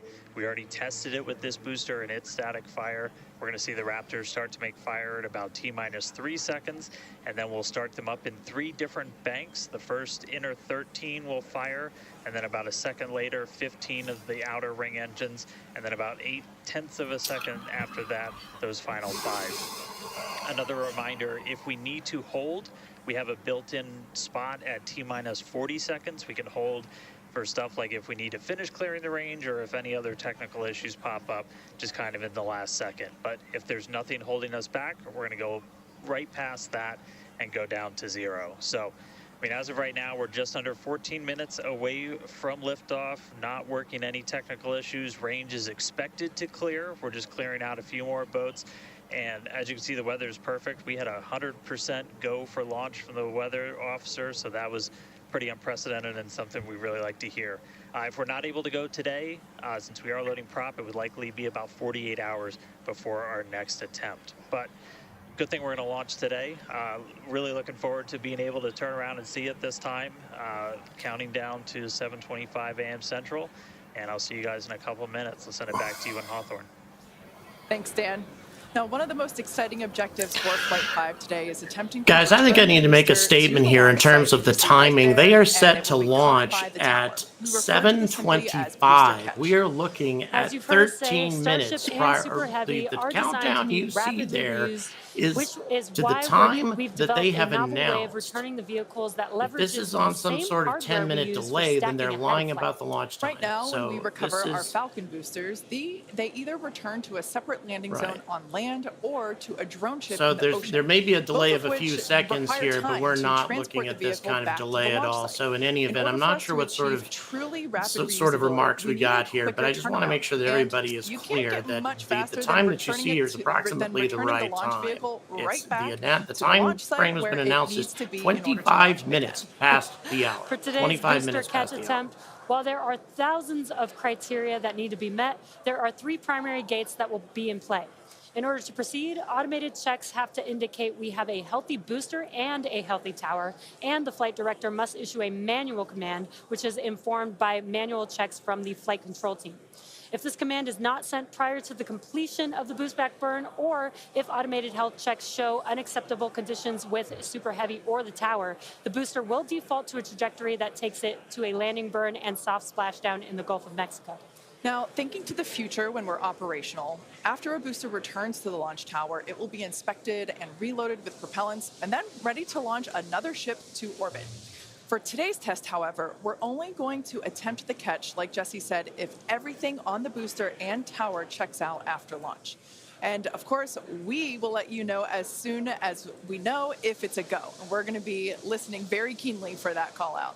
Now, as always, we accept no compromises when it comes to the safety of the public and our team. So to that end, the area all around the pad and the flight path are cleared well in advance.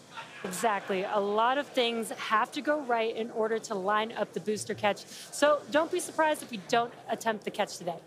Either way, today's flight will generate data that will continue to inform our future flights and help us get to that operational cadence. Yeah. Oh, you can't forget what else it will generate. Are you thinking what I'm thinking? I mean, I was going to say a sonic boom. Oh, I was going to say excitement, but that's a really good reminder. Now, if we do make it to a catch attempt today, Super Heavy may generate a sonic boom upon its return. And that's basically a brief thunder-like noise that we hear when an aircraft or other object travels faster than the speed of sound. Anyone that has been in the area for a Falcon 9 land landing in Florida or California, or even some space shuttle landings, may have heard one of these.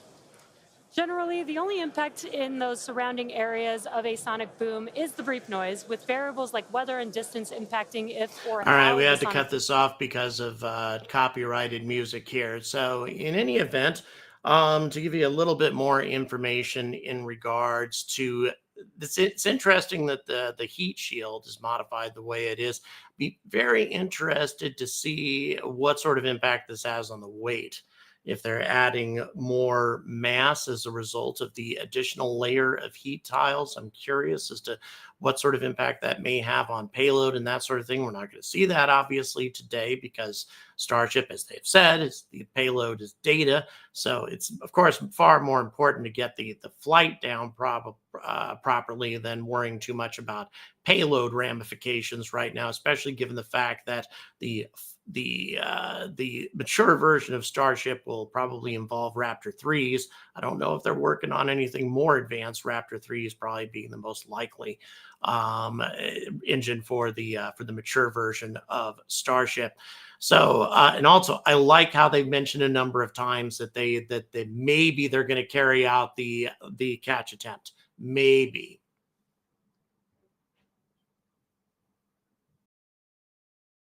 Be important in preparation for Starship taking astronauts to the moon as part of NASA's Artemis program. SpaceX will perform one uncrewed demonstration flight before NASA's Artemis 3 mission, which will be the first human surface expedition since 1972.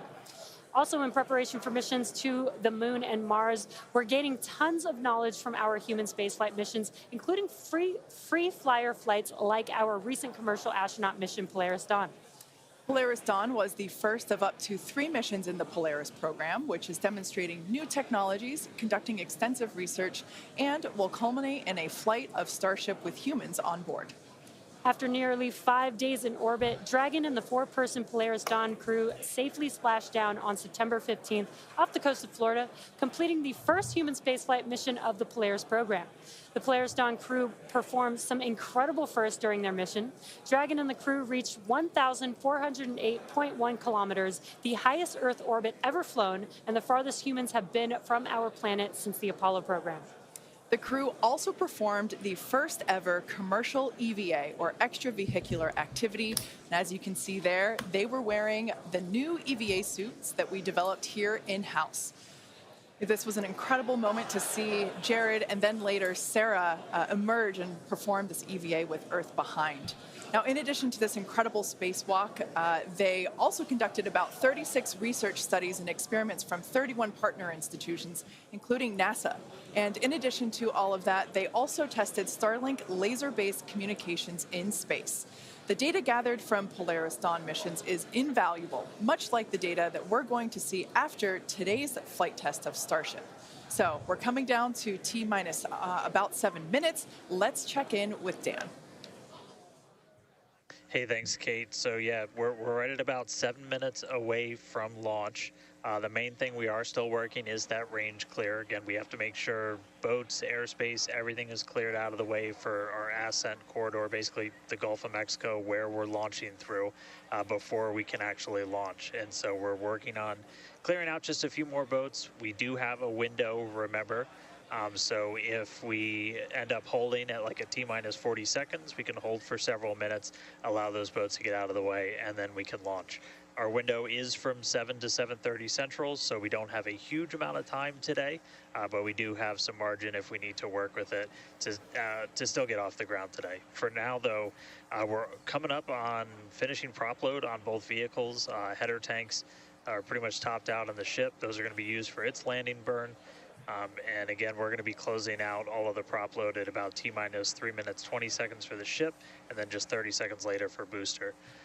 One kind of cool thing to talk about, so the folks in launch control behind me, after liftoff, they're going to have some pretty special tasks today if we're going to go through with the catch.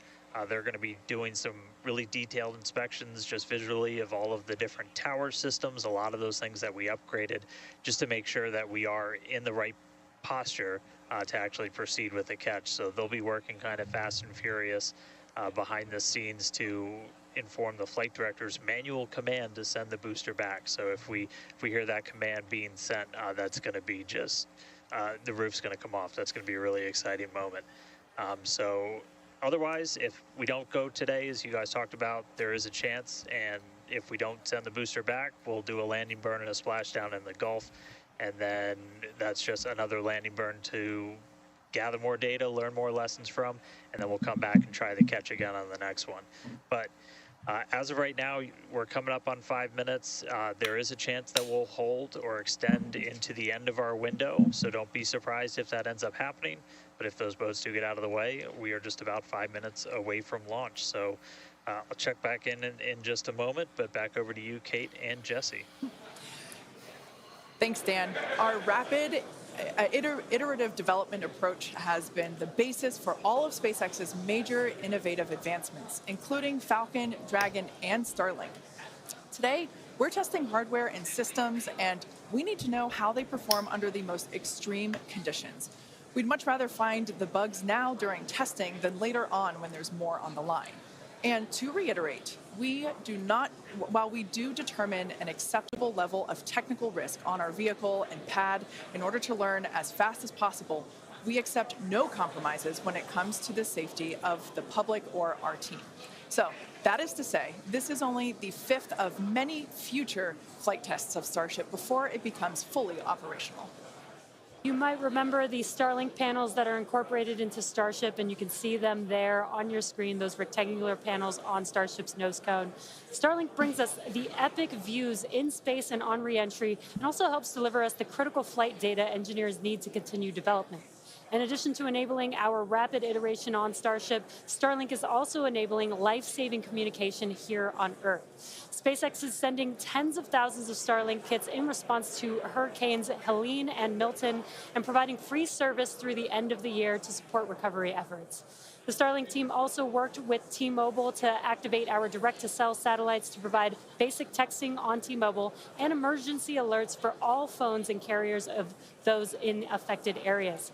If a phone connects to a Starlink satellite, it will have 1 to 2 bars of signal and show T-Mobile SpaceX in the network name. SpaceX's direct-to-cell constellation has not been fully deployed, so these services are being delivered on a best effort basis. Starlink is enabling life-saving communication here on Earth and continues to help us push the limits in space. In the short term, by providing great views and real-time data on our next few flights, particularly there we go, guys. through Less than reentry, 3 which minutes. historically There is were a blackout boats in period the for exclusion all zone, communications. which are causing some issues, but they may have cleared them out.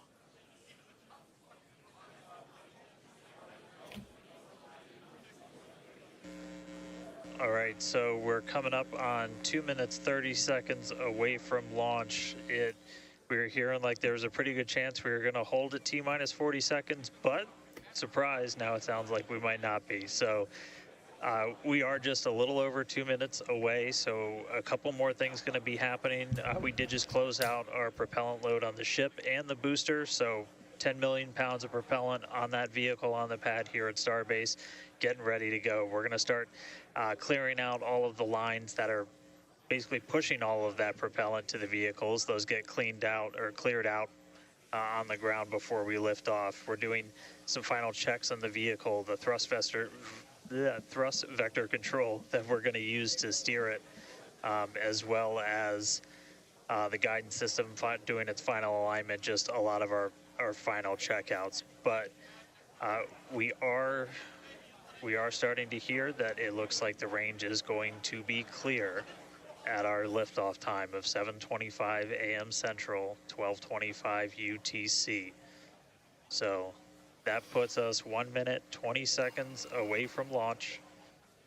Still not tracking any technical issues. That range clear is the only thing that's been potentially poking at our launch.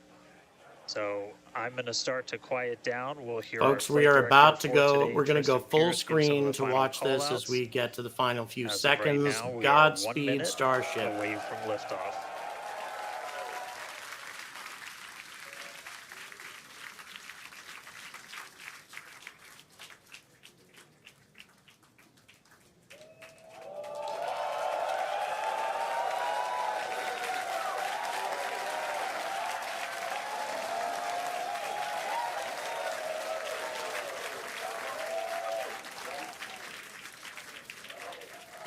Full screen producer.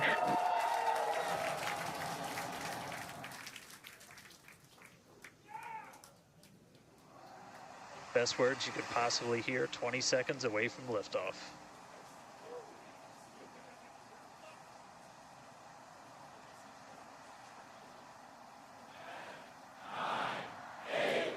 T-minus 5, 4, 3, 2, 1.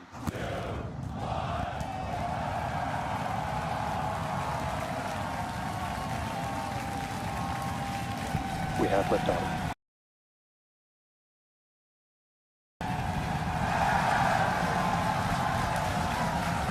Vehicles pitching downrange.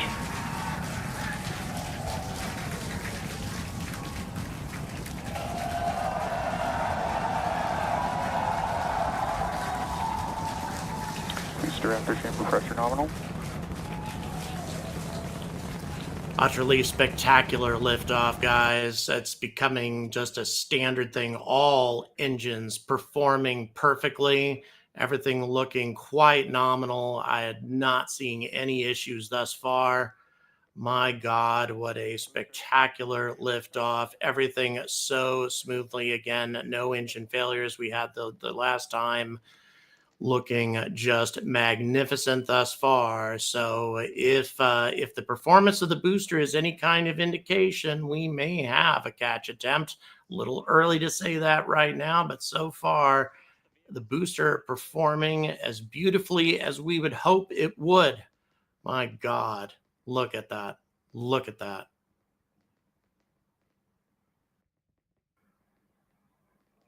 Utterly magnificent. What an incredible flight so far. Just beautiful. All right.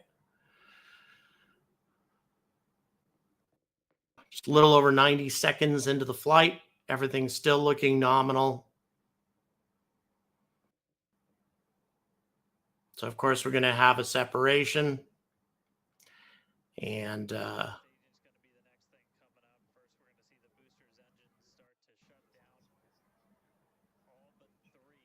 right.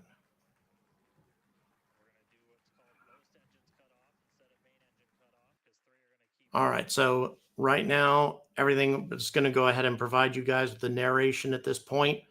I am still getting a SpaceX feed at the moment. Utterly gorgeous. Everything looking just magnificent thus far. All engines still performing as anticipated. Wow. Very impressive indeed. Approaching, still a ways away from the Kármán line, but should be blowing past that here really soon. Just stunning.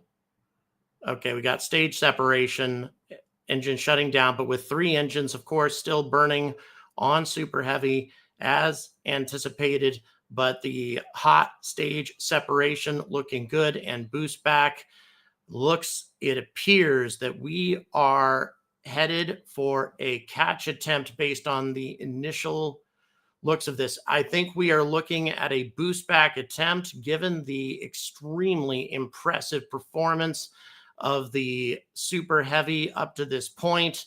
This is looking very much like a capture return maneuver. We'll see what ends up happening here, but it is looking a lot like that right now. All of the engines performing perfectly, and second stage Starship ascending as anticipated. All 6 Raptors, 3 vacuum, 3 sea level Raptors performing as anticipated. Now down to 3 engines functioning again. This again appears to be up. All engines now terminating currently. I'm sorry, go ahead. Please repeat. We're going for a booster catch, right? Okay, we are go for this, guys. They're going to attempt this. I'll tell you, looking intense. I'll tell you, here we go. Here we go. We were a little uncertain about this, but right now it does appear that that is what is going to be attempted here. The Super Heavy performing magnificently and with that kind of performance, why would they not attempt to catch in this situation? So here we go. By the way, all 6, 3 vacuum, 3 sea level engines still functioning as expected on the upper stage.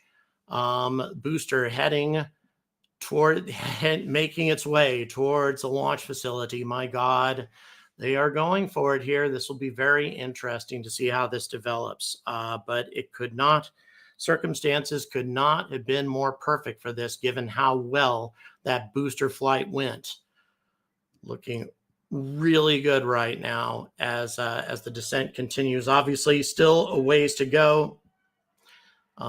Over 70 kilometers or so left in the descent process. I've still got the SpaceX feed in my ear right now, getting updates on this also from my team, but everything right now looking as if a catch maneuver is what is going to be attempted here on Flight 5. So we will see what they manage to pull off here, but my God, we are headed for an extremely critical moment in the development of this rocket and the development of this space transportation system. Just so important in every regard. So we will see what ends up happening here. I'm trying to think of a time that I felt more tense, and I can't think of too many. This is extremely important what's about to happen here. So again, booster heading towards a capture attempt as anticipated. It's looking just beautiful. It's plummeting down. Here it comes. Here it comes. Oh my God. Are they going to be able to pull this off? It will be an amazing leap forward in the development. Things are sounding good. Did they do it? Did they do it? Here we come. Here we come. We are, again, the landing burn looking good. Do they have a capture? Do they have a successful capture? Do they have a successful capture? Did they do it? It looks like we've got it. Again, I'm getting a little bit ahead of you guys, but it looks like we're going to pull this off. It looks like it's going to get pulled off. Do they have it? It looks like they have it. They have it. Oh my God, they pulled it off. Oh my God, it looks like they pulled it off. Again, we got to be careful about early celebration here, because we got to see what happens to the booster after the catch. But it does appear that this has been accomplished on the first attempt. An amazing, stunning, astonishing accomplishment for SpaceX with this amazing, successful capture. We've got to check the status of the booster as time goes on here, because of course we could have things developing with it as it sits here while it's captured, but still an unbelievable accomplishment, just an astonishing accomplishment in engineering. Looking again at the status of the booster and seeing what it seems all right. Hopefully we don't have a fire going there or anything like that. That is a little bit of a concern, but I think we're all right. I think we're all right. Again, we need to see what's happening here. We have a little bit of a flickering at the bottom of the booster. I'm not sure what that means, but this is fairly typical. That's fairly typical with Falcon 9 landings as well. So that's probably not an issue. Again, we will see what ends up happening, but all looking very impressive. As you guys know, ever since what happened with SN10, we're always a little hesitant to see what might happen in the long run with a successful landing. But still, regardless of what happens here, it is an astonishing accomplishment. What an amazing thing. Just beyond amazing. Oh, my God. And what an amazing leap forward for this program. An amazing leap forward for this program. Just astonishing. And I admit I was a serious doubter, but everything looking really good so far. Again, we'll see what happens to the booster eventually. Again, things looking very good in orbit as well. But truly an astonishing accomplishment with the booster being successfully caught. And that's just, wow, mind-boggling. So again, they should do everything they possibly can to try to reuse this booster. My God. What a mind-boggling accomplishment. What a mind-boggling accomplishment. Just amazing. Just amazing. Don't know what else to say. Don't know what else to say besides that. An extraordinary accomplishment to catch this booster. Just a huge breakthrough for the future of spaceflight that they managed to do this on the first attempt. Again, just I don't know what else to say besides that. Colossal leap forward for this program. Colossal leap forward for the progress of Starship. Again, I'm still looking, still wondering what the status. I can't help but wonder if we have anything. I doubt it. I'm really not sure what's happening with the status of the booster, but man, I can't imagine that SpaceX would be showing us this if there is any questions about that. I would say that things are looking really good for the disposition of the booster. And if indeed it is in good shape, absolutely need to do a reuse. We need to go ahead and push forward with a reuse of the booster. Just amazing indeed to see what has developed with this program. Just mind-boggling. Very, very impressive indeed, and it's nothing else can be said besides that. And so now everything at this point is gravy. As long as that booster stays in good shape from where it is, as long as nothing happens to it, it's everything else is just gravy right now. My God. Truly, truly astonishing accomplishment, to say the least. Wow. It's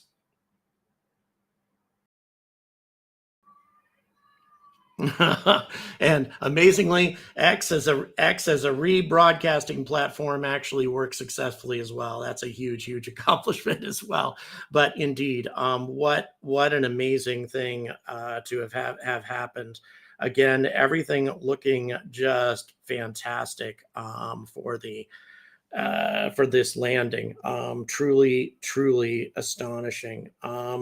Again, the disposition of the booster,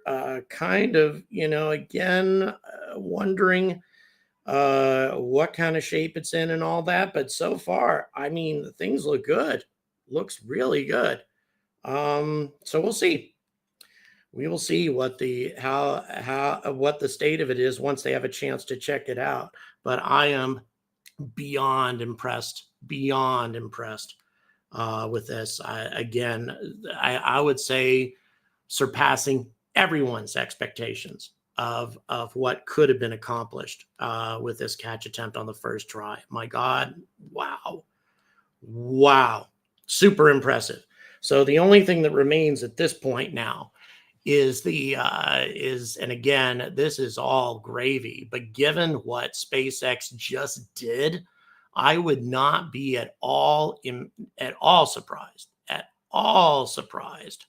if we have a successful reentry as well, a successful performance of the heat shield, everything. But also keep in mind, guys, as long as that nothing happens to that booster up there right now, as long as nothing goes wrong with that, as it's, fingers crossed, things look good. But nevertheless, I'm always, I always, given what happened to SN10, I'm always a little hesitant to celebrate too much until, at least 10, 15 minutes have gone by. But in any event, if everything stays as it currently is, this means that we absolutely have a thumbs up for Flight 6 from the FAA. There is no mishap to be investigated here, because the reentry process of Starship, for those of you who didn't join me earlier, the reentry process of Starship is not something that's going to be examined with a fine-tooth comb. There is an expectation that there's going to be a failure of the heat shield. There's an expectation that there might be a failure with the engines.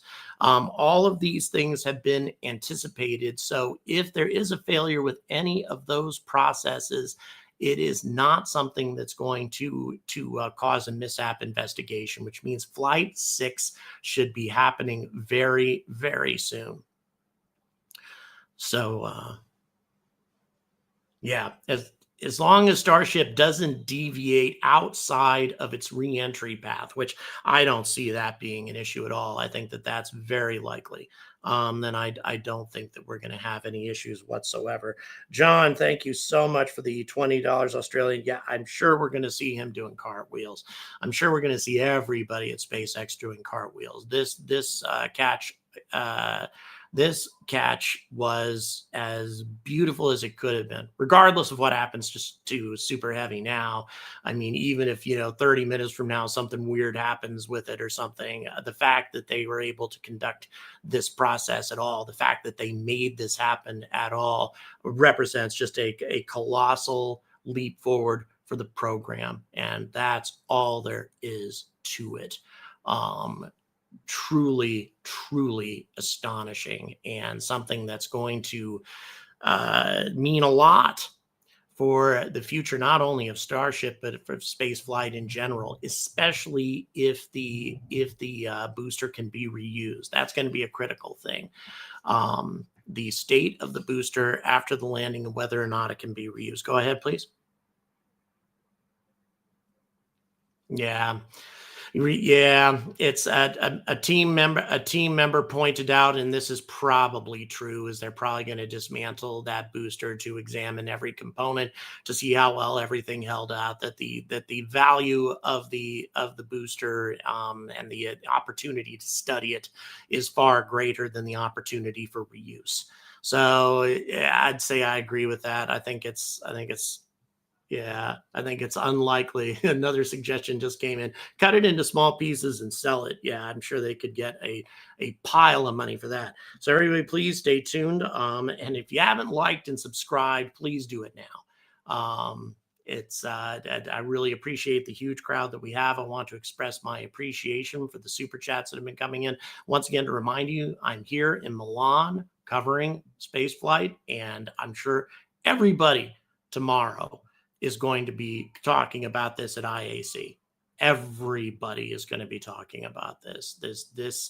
This accomplishment of engineering is so beyond impressive. It is just as significant, if not more significant, of a leap forward as the double Falcon 9 booster landings for the Falcon Heavy, the first ever launch of Falcon Heavy. I would say that this is even a bigger leap forward for such a critical system. And again, this is really good news. It means that the possibility of increasing the launch cadence for this rocket is going to be good. It means that the possibility of reuse, definitely something that could happen sooner rather than later.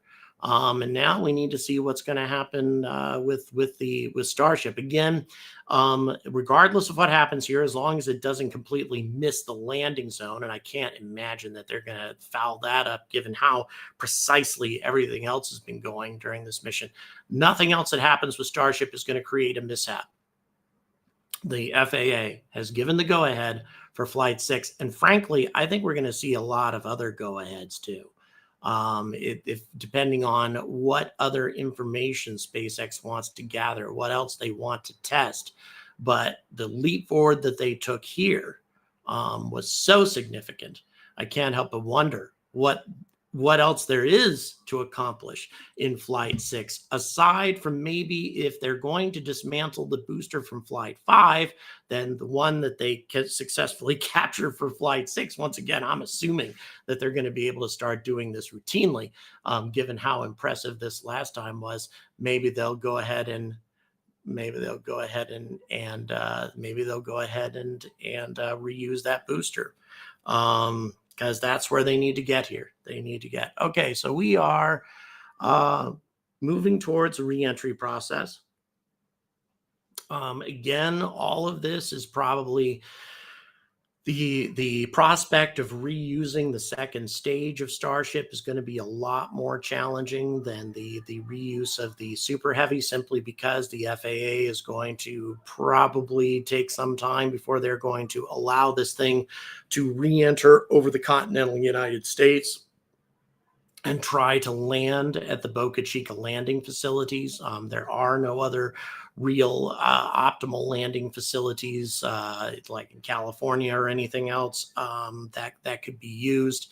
So any re-entry that's going to land in the U.S. would have to land at Boca Chica, which means passing over a substantial portion of the continental U.S., which again, that's going to be a touchy thing for the FAA. But as we also know, SpaceX has been interested in acquiring property in Australia to conduct a landing there, and that would probably be that might happen a lot sooner. So, but still, I mean, nothing can be taken away from the astonishing accomplishment that's happened here.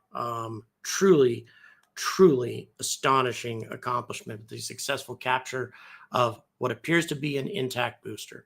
My God. And on the first attempt, once again, SpaceX just completely outdoing themselves with an astonishing accomplishment here. And can't wait to see what happens with the rest of the flight. See what happens with the rest of this process. But man, super impressive. And again, big step forward, taken huge step, biggest step taken yet towards the successful towards the returning to the moon and heading to Mars. Big leap, and we're going to see how the rest of this goes. But still, gigantic what has just been accomplished here. Wow.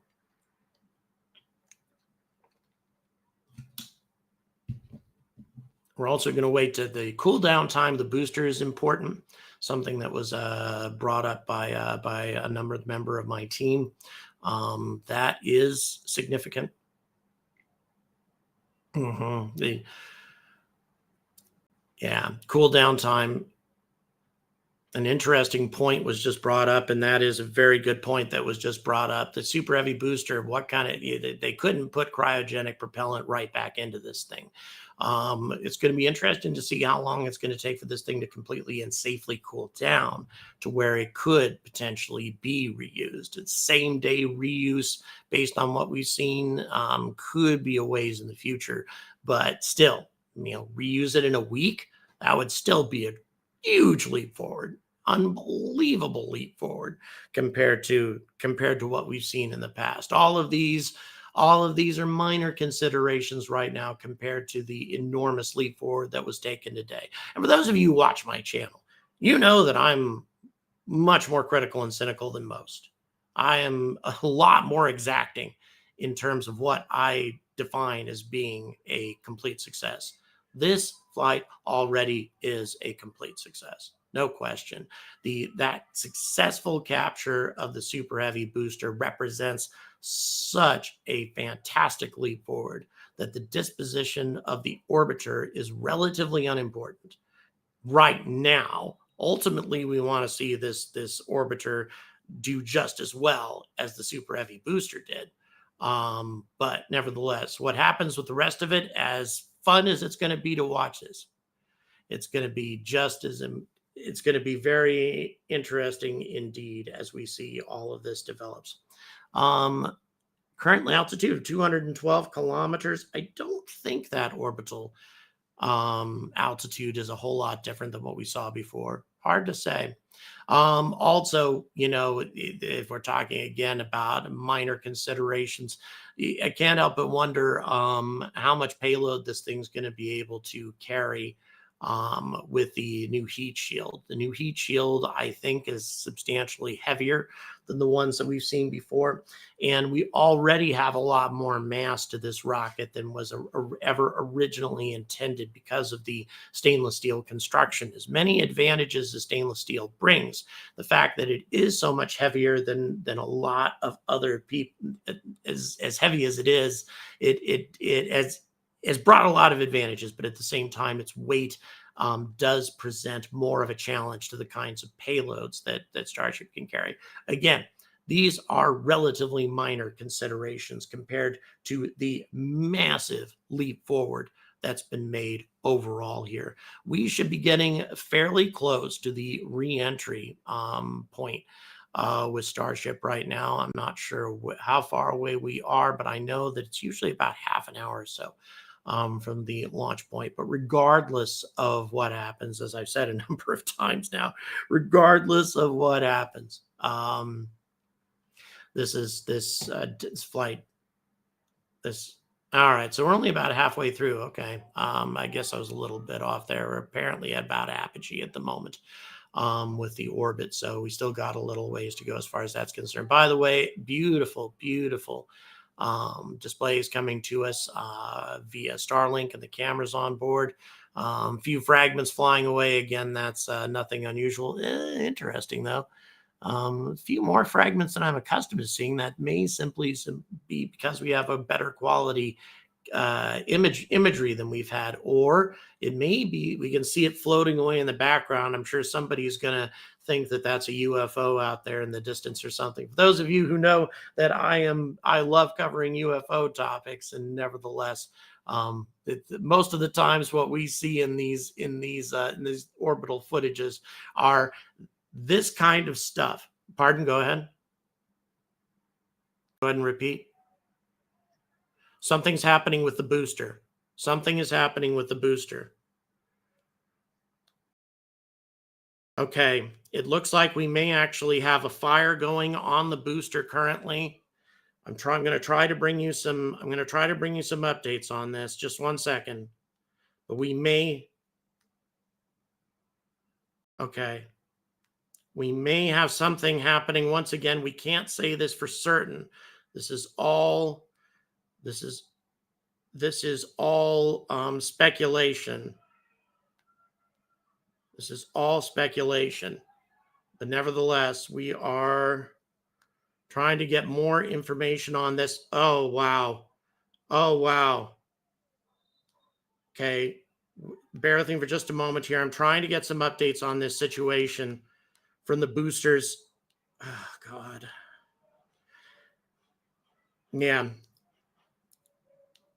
Yeah, it appears that we have a fire on the engine bay.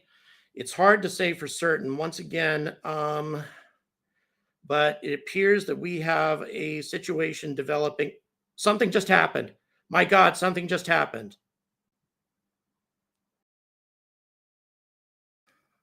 Producers, do we have any information on what just transpired? Okay, We're waiting to get. Okay. All right. We have smoke coming from the engine skirt, and it's not nominal, it's not typical, but at the same time, it appears to be decreasing. It may not be quite as grim as we're thinking, but nevertheless, there does appear to be something going on with the booster. It appears that the booster may have experienced a small fire of some kind. Again, this is just my speculation currently, but as for those of you who watch my channel, you know that I have oftentimes speculated on whether or not we have a fire going on with Super Heavy. I've speculated on the possibility of fires a number of times. However, it's very likely that that they've been managed to purge the booster of virtually all of the propellant and oxidizer, that anything that happens here that causes an RUD is going to be substantially less significant than what might have happened if this occurred during the actual catch. But at the same time, it does appear that we have something going on, and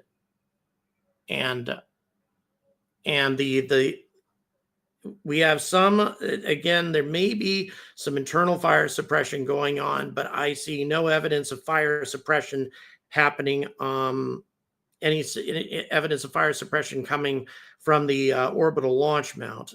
Again, you can never tell. You can never tell exactly what this all means. There could be a number of different ways to interpret this. But nevertheless, because smoke can mean a variety of things. So no reason to totally panic yet. And even if something went wrong here, even if this is a situation whereby we have a loss of the booster, or if the booster simply sustained so much damage that there's no way it could have been reused, still the successful catch was an astonishing success regardless. Bob, thank you so much for the $5 super chat. Really appreciate that. Appreciate everybody's support on the super chat front on this broadcast. You guys are awesome. Thank you. Thank you so much for all of that. We are waiting for the reentry process, but at the same time, okay, the fire may be out at this point. Again, you can never tell for certain because things looked really, really good with the booster not too long ago.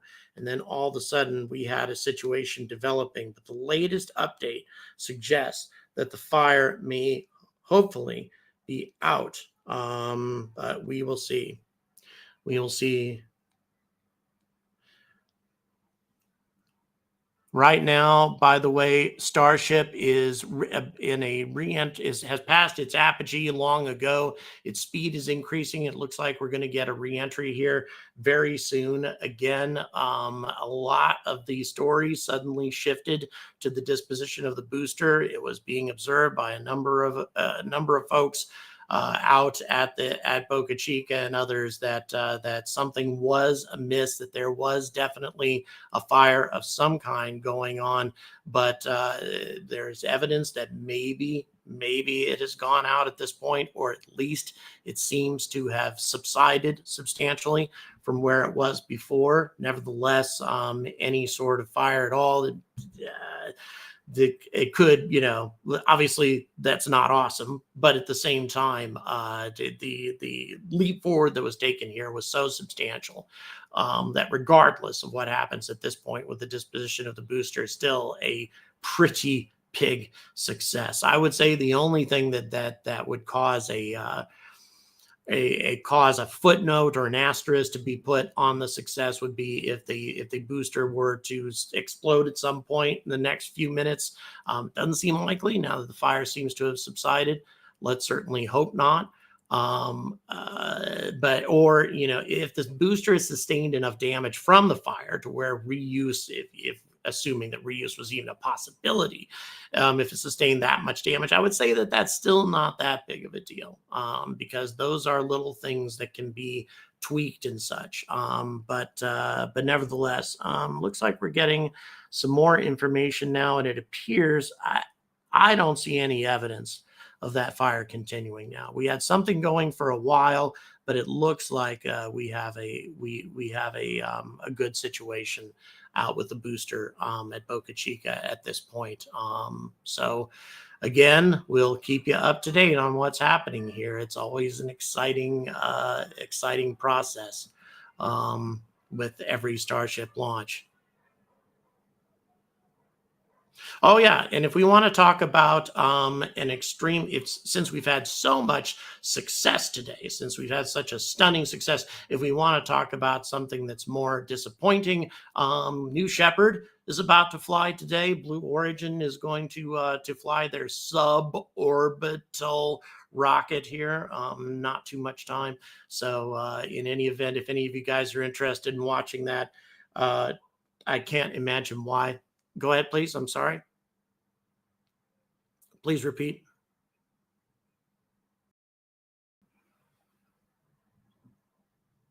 Okay, so again, to reiterate, and I hate to say that I was kind of right about this. As the booster came in to be captured, it was on fire, which is exactly, this is again being confirmed by observers. Lab Padre just ran a repeat, and they have stated, and I think they're probably right, that the booster was on fire during the catch process, which is precisely what I said happened with Flight 4. I would really like to see what the total replay of the Flight 4 landing procedure.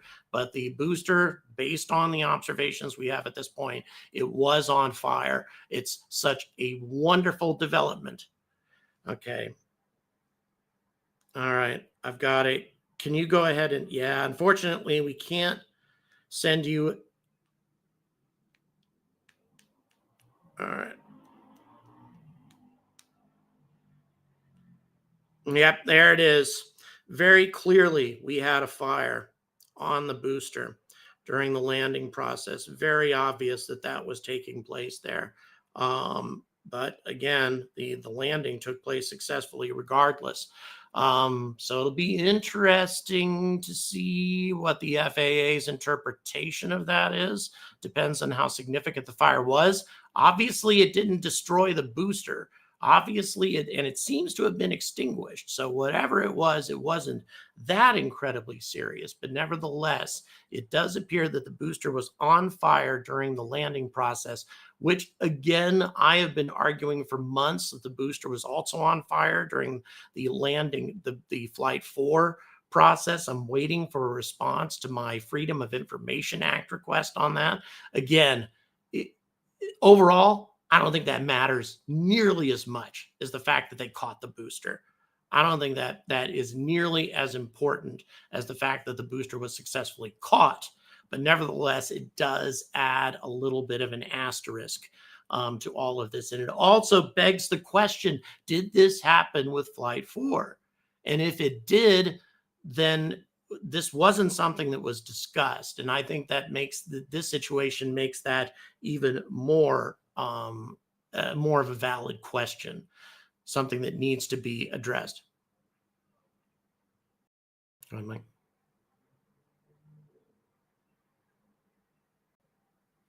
It could be internal wiring components that were burning. That's one interpretation I'm getting from my team. But right now we have a descent taking place from Starship. Everything looking very, very impressive. So yeah, really, regardless, again, I have to admit that fire's got me a little worried. It makes me wonder as to whether or not the booster being on fire, is that going to count as a mishap in the FAA's book? If the booster didn't blow up, then probably not. I would say that is going to be considered part of the normal test process. But we'll see. If it has been determined that the fire theoretically could have caused an RUD, an airburst RUD over the pad, that could have been kind of cataclysmic. So we will see. We will see what the interpretation is. My instincts are telling me the FAA is going to be okay with it, but still, there's always little asterisks, little footnotes with these tests, something that isn't immediately apparent until we get more details. So please stay tuned to this channel. And there are others, of course, that carry out in-depth analyses. But I think anybody who watches my content will know that I tend to really look at every detail on this stuff, especially with the help of my team, who know way more about this stuff than I do, looking for anything that we may not have been told. And the question that's immediately coming to mind for me right now, what I'm wondering about is, was there a fire during Flight 4 as well? And it's something that wasn't really made public. That's something I'd really like to know. And I'm hoping the Freedom of Information Act request that I submitted will give us that information. But again, to reiterate, relatively minor, really minor compared to a successful catch. That is the true, that is the true spectacular story of the day in a huge way.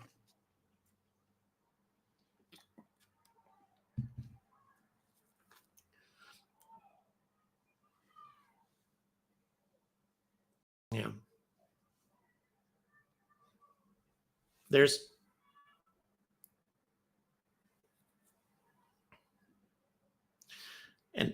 an opinion was just given to me by another member of my team, and I actually tend to agree. If it is determined, and right now we don't know, okay, we can't say for certain. If it was determined that a post-Raptor shutdown fire was happening with Flight 4, as I think it was, but once again, we don't have any sort of visual confirmation of that. SpaceX hasn't told us. The FAA hasn't told us. I have a Freedom of Information Act request that only has a few more days left before the FAA is supposed to respond on this. But if there was a post-Raptor shutdown fire with Flight 4, and yet they knowingly did this anyway with a catch attempt on Flight 5 without having addressed or rectified that post-Raptor fire issue, then that could be defined as irresponsible. But again, it all went well.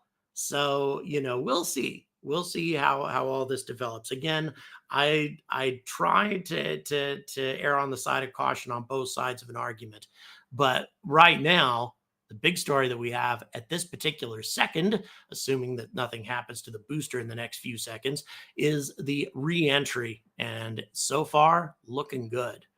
Looking good and beautiful.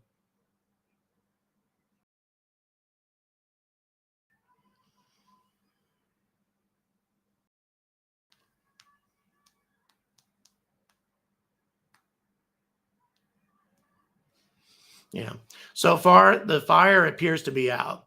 That's the good news. Whatever fire was transpiring during the landing, I'm wondering if they're even going to address it. Let's go ahead and bring SpaceX's commentary on here real quick. Separation as well as a good boost back If that's burn okay, producer. and good separation of the hot stage adapter. The Super Heavy booster then completed the landing burn with 13 Raptor engines igniting and slowing down the vehicle perfectly for Mechazilla to catch the Super Heavy booster for the first ever land recovery of the vehicle.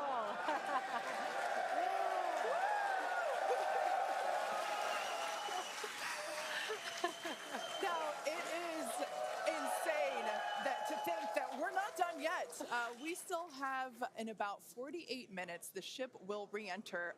The flap, all the flaps that will today, not that could. The ship will re-enter the Earth's atmosphere. Now, as a reminder, one of the main goals of today's test flight is for the ship to make it through the extreme heat of re-entry and to do so in a controlled manner. We learned a lot about this phase during Flight 4 and, as a result, completely reworked the heat shield, but more on all that in just a minute. Now, re-entry is typically a portion of flight where we don't have communications with the spacecraft because re-entering, it'll be re-entering at about 8 kilometers per second, or about 5 miles per second of roughly orbital velocity. Now, those speeds, the spacecraft moving through the atmosphere results in friction and creates a plasma field around the vehicle. We saw this in action on Flight 4 thanks to Starlink, and wow, it was breathtaking. The blanket of plasma ends up distorting communication frequencies, so it's not uncommon to experience brief blackouts in communication, but hopefully that's not the case today. And Kate, that's where Starlink has just kind of been just the unsung hero and the MVP of this test campaign. I mean, it's able to give us data, not just awesome video, but also data in real time as we're going through reentry. I mean, this is something that throughout the history of spaceflight just hasn't been possible. And this is an environment that is so unforgiving, so hard to model, so hard to understand. And for the first time ever, we're able to literally watch as it unfolds in real time, get that data in real time. And we're able to do that with Starlink. And it's great for us because we get to see something. We get to see the greatest light show on the planet or off the planet. But what it means for this program, we're able to learn tremendous amounts about our heat shield, our angle of attack, everything that we're doing as we're coming in through the atmosphere at hypersonic speeds.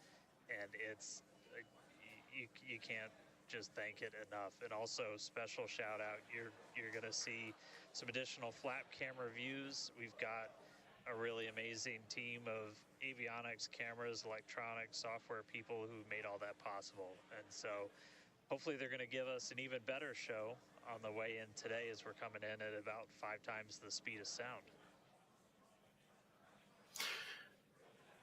All right, guys. Let's go ahead. Let's go ahead and we'll go ahead and continue with my commentary at this point, producer. All right, folks. We aren't getting a lot aside from what we might expect at this point. They definitely haven't even mentioned what happened. Again, as I've said a number of times, why should they? It's a relatively minor issue compared to the overall engineering task, which was to capture the booster, which is what they did. The actual capture process appears to have no issues whatsoever. It seemed to have been completely successful. The only footnote is the disposition of the booster itself, and the fact that it appeared to be burning as it descended towards a catch. It burned for a while after it was caught. We don't know what sort of damage it sustained, but thank God it didn't blow up, or at least it hasn't blown up yet. Let's hope that nothing bad happens to it anytime in the near future. But overall, if we are talking about simply the success of the process, that is to say, capturing the booster as it descends towards the pad, that in itself went so much better than anybody might have anticipated on the first attempt. My God, such an amazing thing that happened here. Wow. It just makes my head spin. Just beautiful how well all of that went. All the engines functioning properly. During the landing burn, I don't think we had an engine issue during that. Again, you get so worked up that you don't necessarily see all those details. I'm going to have a look at that to see whether or not any engines might have been lost at the last second during the landing process. That might explain the fire, but at the same time, it just simply could have been an electrical fire of some kind, but it was substantial. Having a look at the still photos that were sent to me of the, and unfortunately they're not photos I can send to you because they're not something that I own, but the size of the blaze on the booster was enormous. We're talking a flame that was going up at least 20 meters or so, consuming a large area of the of one of the sides of the boosters. It did appear to be kind of on the side, but yet the burning kind of continued for a while. So it'll be very interesting to see what happens there. In the meantime, of course, we have reentry heat going on right now, and we are going to see what happens to the upper stage of the orbiter, to Starship during this landing process. Looking beautiful thus far. The reentry going as needed.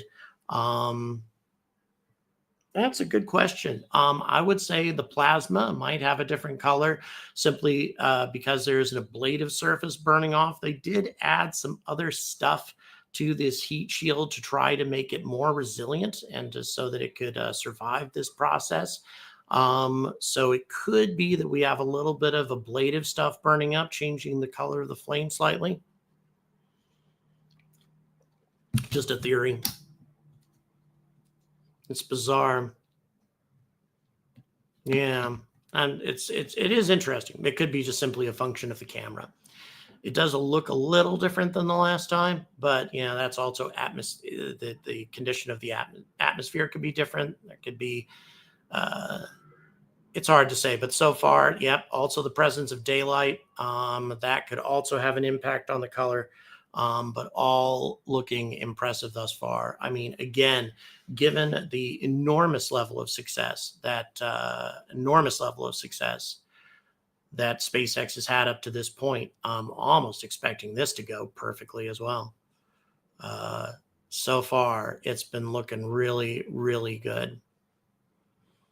So we are waiting to see what's yet again just a magnificent view of the reentry. Again, you know, again back to the fire and the FAA situation. Regardless of what happened with this, I doubt it's significant enough to create a mishap report. I really doubt that that's something that's going to trigger any sorts of problems.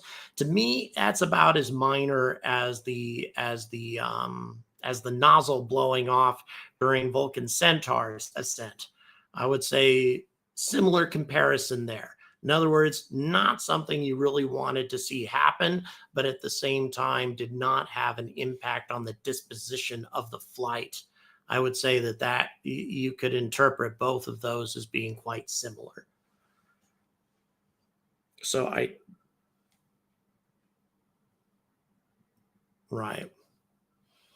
Right. So and even if there is an investigation, that probably no new safety measures would need to be investigated because they already have a very big exclusion zone for a potential RUD. So can't imagine that a whole lot else would be required.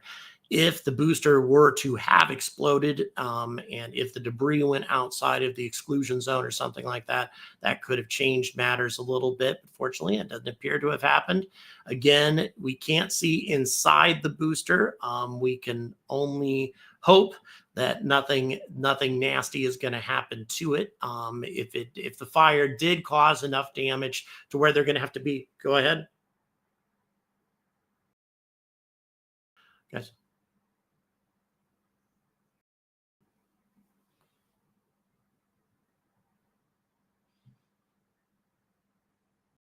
Yeah.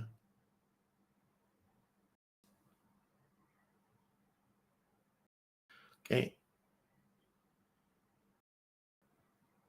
Okay. Apparently, there's a region of the booster, and I'm going to try to get. So, can somebody send me visual confirmation of that? The area where the fire was observed, the region of the booster where that fire was affecting it during the landing procedure, that region of the booster is still glowing, as if there's something still happening there.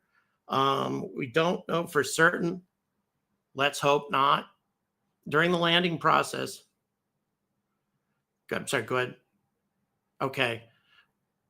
All right. So that's just entry heating. Guys, that was just an observation made by a member of my team, but we have a correction. That's nothing unusual, actually. And that was during the landing process. It is not something that's currently happening. So near as we can tell right now, the booster is still looking good. I mean, in terms of surviving anyway. Again, beautiful, beautiful looking reentry here. Nothing negative as near as we can tell from the heat shield. The heat shield seems to be surviving quite well. Of course, we're still at an altitude of 69 kilometers, still way up in the atmosphere, but substantially below the Kármán line right now. So things definitely looking optimistic for this landing attempt here. All right, boy, I tell you, exciting indeed. But everything's looking very, very good for the orbiter. Up, uh-oh. All right, looks like we have a landing flap that's experiencing. Very nice of SpaceX to share this with us. It looks like we have a landing flap that may be burning through. Looks like we might be experiencing some of the similar issues that happened the last time. Again, these flaps and fins, it's very, very challenging to try to protect them from the rigors of reentry.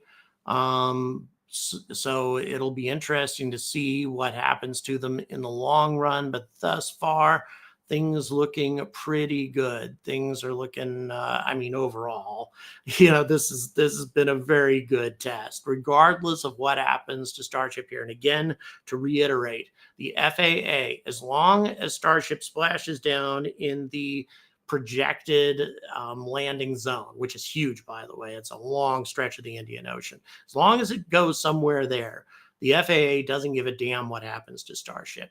If it blows up in midair or just a heat shield fails completely, et cetera, all of those things are irrelevant as far as the FAA is concerned. It will not require an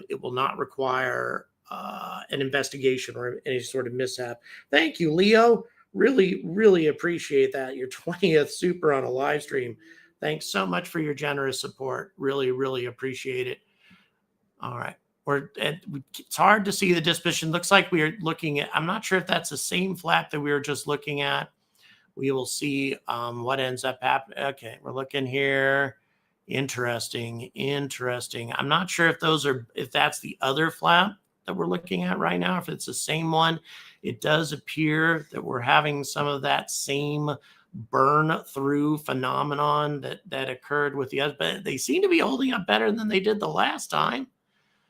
I mean, yeah, it actually doesn't look that bad at all. And now that I'm looking at it in a different light, they may actually do okay.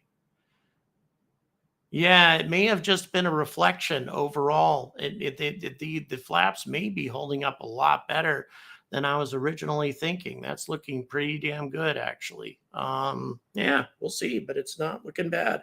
John, thank you so much. May need to make the fins out of titanium. Really appreciate your support. Thank you so much. But you know what? Those flaps and fins maybe not looking as bad as I thought. That may not have been a burn through phenomenon, but rather more of a reflection off the fins themselves. And again, if they survive really well through this, then I would say a landing is looking quite likely indeed.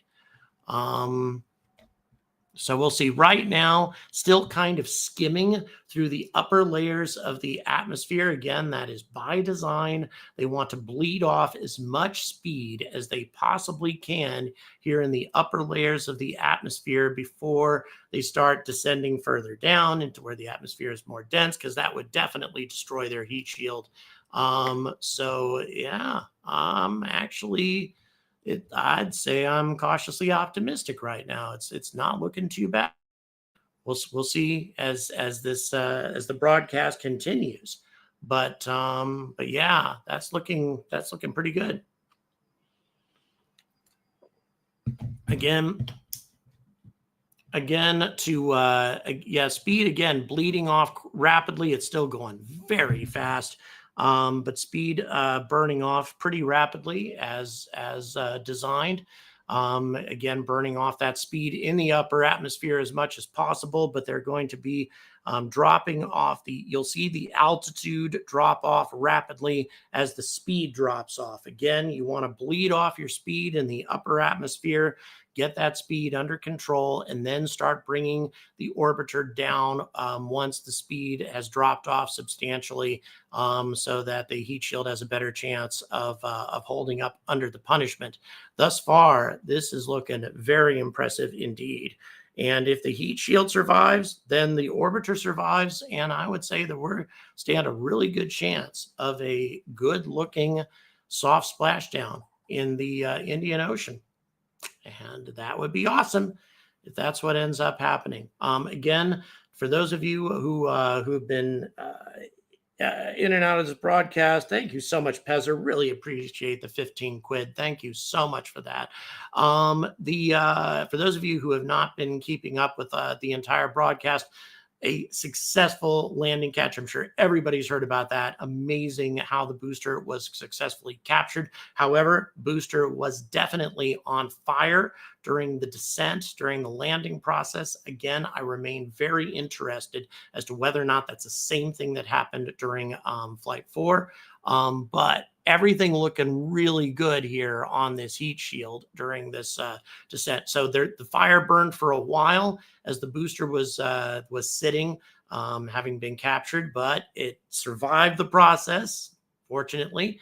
And we don't know how much damage it will have sustained, etc. But still, overall, the catch process went beautifully. I mean, there are a few footnotes, as I always try to find with anything, just to make sure that I have all the details possible. But right now, what we're seeing is something even equally impressive, and that is what appears to be a good performance of the heat shield. What appeared to look like that it was burning through was simply a reflection that kind of resembled what was happening on the previous ones.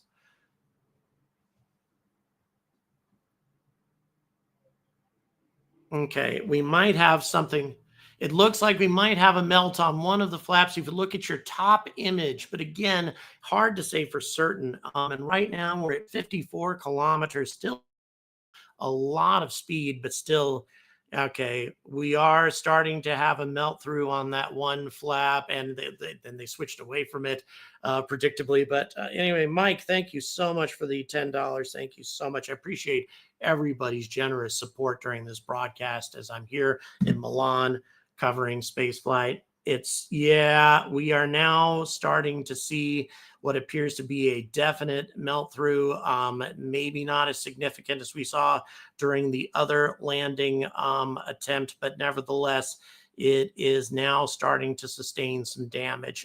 That is becoming very apparent. Again, that joint that connects the flap to the orbiter, that appears to be a bit of an Achilles heel for this heat shield. A tough thing indeed to protect against, but we are definitely starting to have some melt through. Again, we saw how well that flap performed, even as horrendously damaged as it was. We are now at still over 11,000 kilometers per hour and an altitude of 48 kilometers in a denser part of the atmosphere now, still traveling at hypersonic velocities, and the flap definitely taking some damage. But at the same time, I still don't think it's as significant as I saw it the last time. And again, just to reiterate, regardless of what happens here, even if the flap goes flying off, or something, and Starship plummets straight into the Indian Ocean at this point, the FAA will not regard that as as a mishap. That is not something that will cause a significant problem to the future of to launching Starship again. I would say the only concern, and I would say this is a relatively minor concern that we might have, is the only potential concern would be the fire that we saw on the booster, as to whether or not how the FAA is going to see that. Boy, I'll tell you, a lot of burn through at this point. Definitely. Yeah, it looks like all the flaps are suffering some damage at this point. Again, I can't say with any sort of confidence that this damage is any as bad as it was the last time. It may not be. Yeah. We have a fair amount of fragmentation coming off of, it could be other parts of the heat shield sloughing off at this point. Starship is still traveling at over 6,000 kilometers per hour at an altitude of only 39 kilometers. So it'll be very interesting to see what happens here as it attempts to carry out a landing. But obviously a significant amount of damage to the flaps. Again, I don't think as bad as we saw it the last time, but still those joints to where the flap is secured to the heat shield still appears to be a little bit of an Achilles heel. It appears that SpaceX has now switched away from the flaps entirely. So not sure what the circumstances are there. Traveling at just over 3,500 kilometers per hour at this point, and an altitude of only 32 kilometers. So still traveling very fast through the dense portion of the atmosphere. But I think we're going to start seeing the burning. Yeah, the burning is definitely going to taper off now at this point, at this speed. I would say whatever damage it sustained, this is about as much damage as we can expect. And again, doesn't look like the. Yeah. So at this point, the damage that the flaps have sustained, that's about all the damage the flaps are going to sustain. So I would say that we have still, given how well the flaps performed the last time, I would say that we still have a decent chance of a successful landing here. We shall see. I would say the flaps still appear to be functioning. So I'd say we still have a decent chance. It's looking good. I would say that we stand at, the flaps are moving, definitely. I would say that there's definitely the potential for a soft landing here. There's definitely no more burning at this speed. All that would have gone out unless we had a metal fire, which seems almost very unlikely at this stage. So we're about ready to see the splashdown attempt in the Indian Ocean. Again, given the fact that this is taking place at night, there's only so much of it we're actually going to be able to see. But I would say that we are looking at a very good chance of a successful soft landing. Very interesting. We're coming up very close, only at an altitude of about 10 kilometers or so at this point. Hoofta. Here we go. So another critical moment, another moment of truth. Although at this point, not nearly as important as every success that's already transpired. So again, the flaps looking like they're still functional. Looks like they took damage. Looks like there was some burn through. You definitely wouldn't want human passengers on board in a situation like this, but nevertheless, impressive how well this thing holds up. All right, we're only at 5 kilometers right now. And what a day it's been, guys. What a day it has been covering this astonishing flight. It's just hard to believe that all of this has gone. So right now it seems to be plummeting at terminal velocity, 3 kilometers, 2 kilometers. Here we go, guys. Here goes the landing attempt. Will these flaps hold up? I'd say they didn't take enough damage, but we shall see. Here we go. 1 kilometer. It's sounding good. Here we go. It's sounding very, very good. All right, so let's see. Up, and here goes the landing burn. Again, damage not looking all that significant to the boost now that we can see them. Landing burn looking good. It's not okay. Oh, yes. Looking fantastic. Yes. Successful splashdown in the Indian Ocean. Unbelievable. Unbelievable. Oh, it appears to be a fire going here at this point, and then it cut.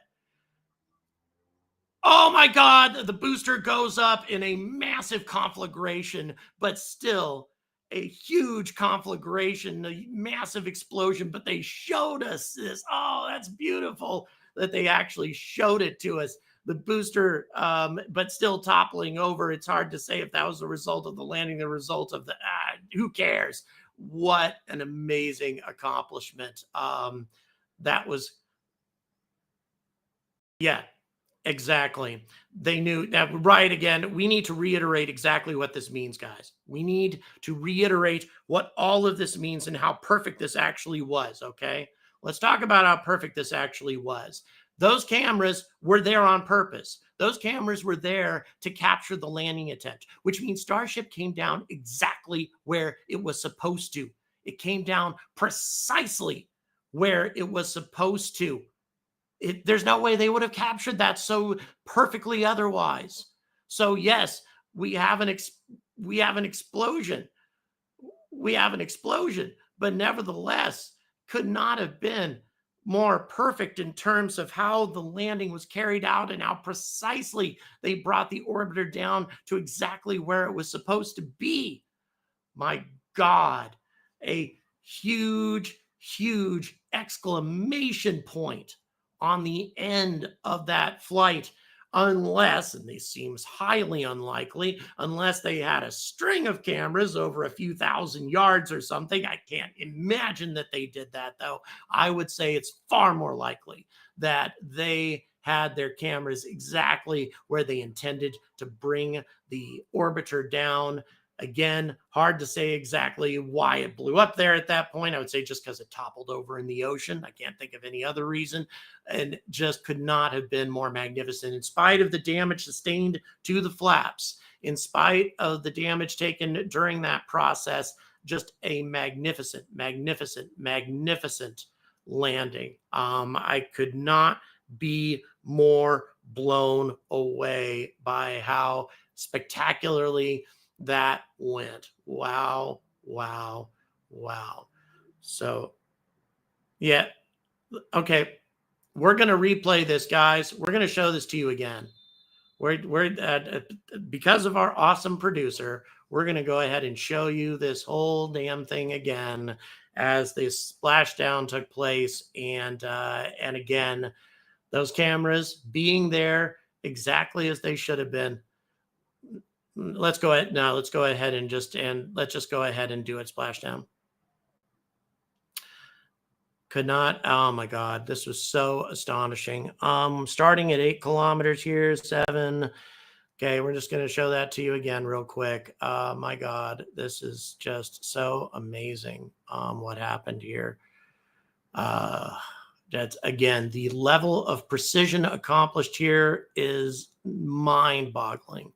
Mind-boggling. And the fact that the flaps do so well in spite of the damage sustained during that reentry, we definitely saw evidence of that, but still performed just as well as they should have. And yeah, could not have been more beautiful. And again, those cameras, SpaceX catching us by surprise, as they are always want to do, putting those cameras in precisely the position where they anticipated that the rocket would land. And indeed, the orbiter came down as near to precisely on target as one could imagine. Here's the landing burn again. And as it, again, for some reason, it's not showing that the engines are burning. That always makes me wonder. But then again, here we go. Oh my God, so beautiful. Definitely shows, we definitely seeing some evidence of some kind of fire burning, but who really cares at that point? It was done with such precision. And they may have triggered the flight termination charges at that point, or the rocket might simply have exploded. Regardless, what an amazing accomplishment. What an amazing accomplishment to do that. Wow. Makes my head spin. Okay. A green flash indicated that the Raptors may still have been under power while they went underwater. And that we could understand as to why that might have caused an explosion and stress to the rocket's integrity. Again, all of these things are minor. Overall, I cannot imagine, and I would say most of SpaceX's personnel are in a state of shock right now, given how well this went. I can't imagine that things could have gone any better than they actually did. Keep in mind, guys, we are transitioning directly from here to a video about the vast space station that SpaceX is going to be launching next year. And I am astonished by the progress that's being made by this company. The first commercial space station to be sent to orbit, in my opinion. These are the guys who are going to make that happen. We are transitioning to the premiere of that video right now. So stay tuned, and I will continue to keep my eyes on everything that's going on with the booster recovery, etc. Bring you all the details as I get them. And until next time, stay angry about space.